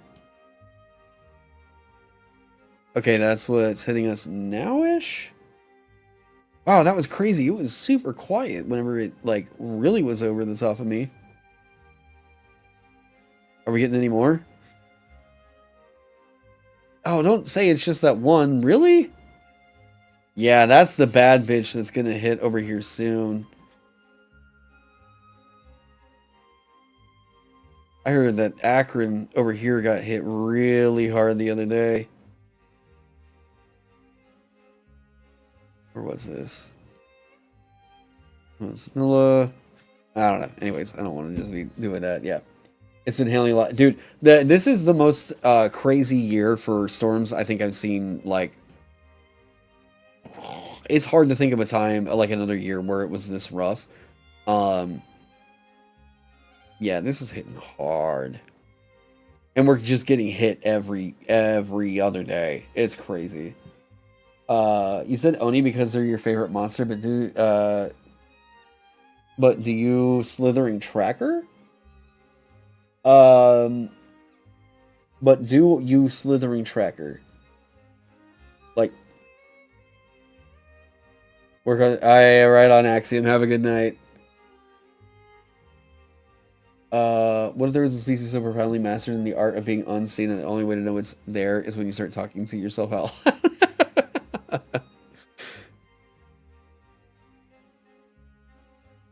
The invisibility can be circumvented by three things. Bulk appears as a drab, smooth-skinned humanoid if its reflection can be seen in a mirror or on another surface. The skulk appears as a dim, translucent form in the light of a candle. Oh, made of fat rendered from a corpse whose identity is unknown. Humanoid children, aged 10 and under, can see through this invisibility. Trackless. It leaves no tracks to indicate where it has been or where it is headed. Okay, so is this an undead? Medium humanoid? Oh, this seems like a perfect candidate for an undead with a lot of weird... Huh. Well, interesting. Nice fingernails. What are these? A C... Oh, okay, yeah, they're only like a CR half.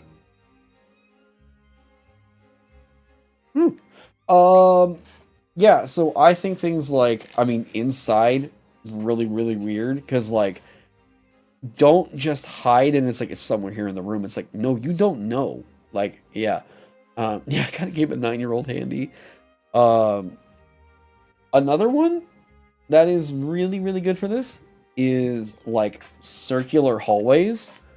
I love doing, like, if it's invisible, have it do the invisibility and it needs to be somewhere else. Not just it's doing the invisibility to attack. Do the invisibility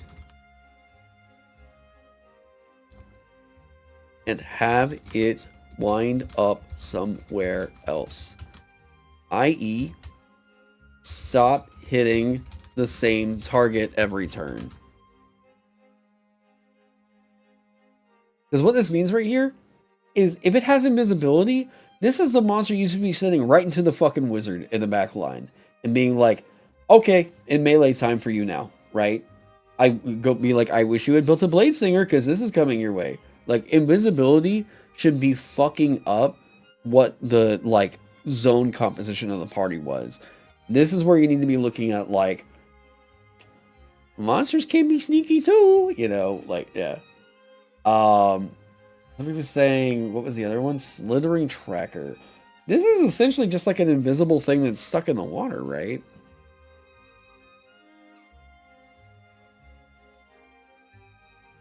Because Ross really liked this one, and yeah, I never really knew what the huge appeal was. Turned into an ooze? Oh yeah, their old school art is so funny. Here. Yeah, it's just like, oh, angry puddle. Okay. So what's its stat block? Like, oh, they can climb? You can climb and swim, huh? Is it a climb speed or is it like spider climb? Cheers. Oh, well, thanks. Yeah, later, Tom. Let me see here. Slithering Tracker 5e.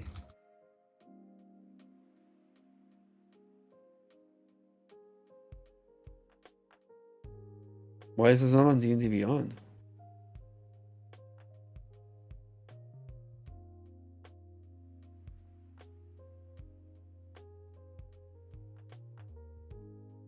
Dude, you want to know something weird? I canceled my D&D Beyond subscription last year during the OGL crisis. They never revoked my access to the site.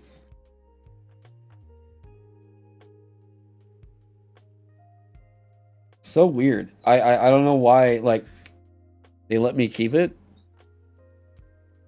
I don't know, dude. Alright, medium ooze, false appearance. Yep, hasn't observed it.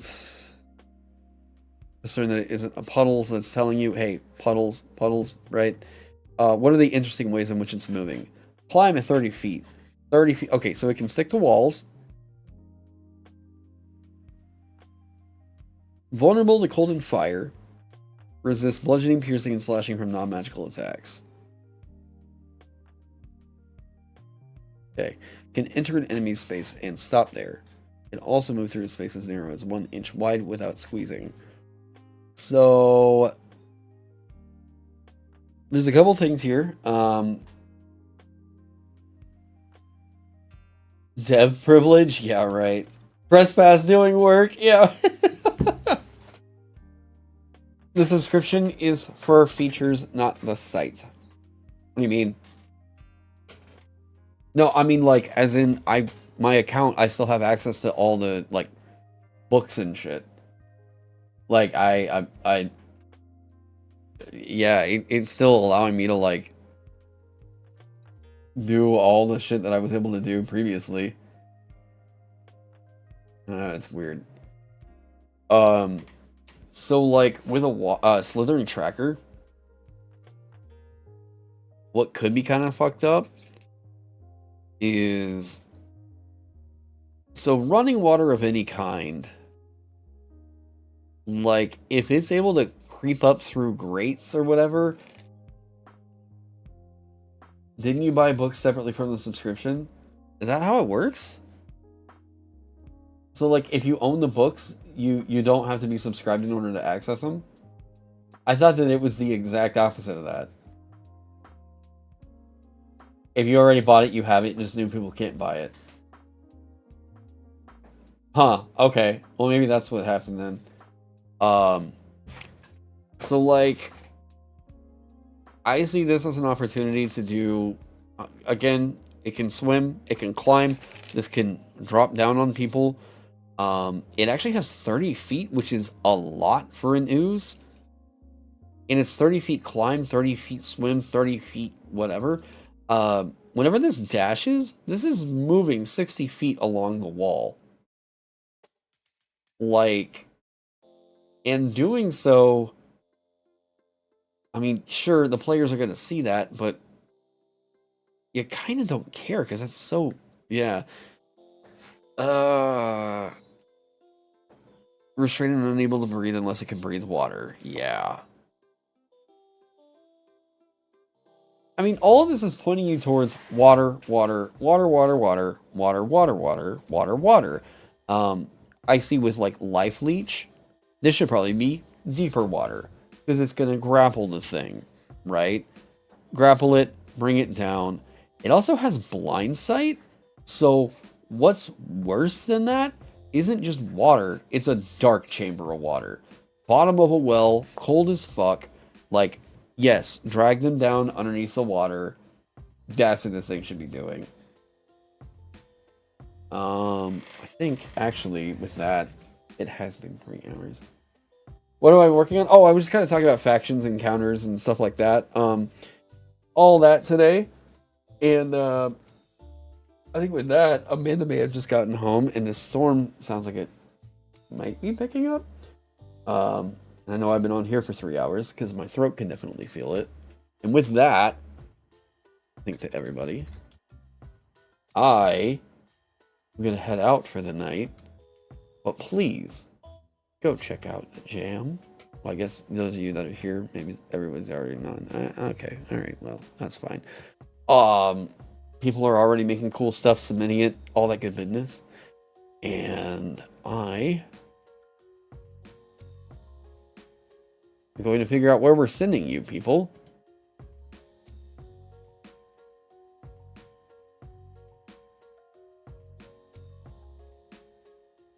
I think so. Oh yeah, totally. Thank you all for joining me.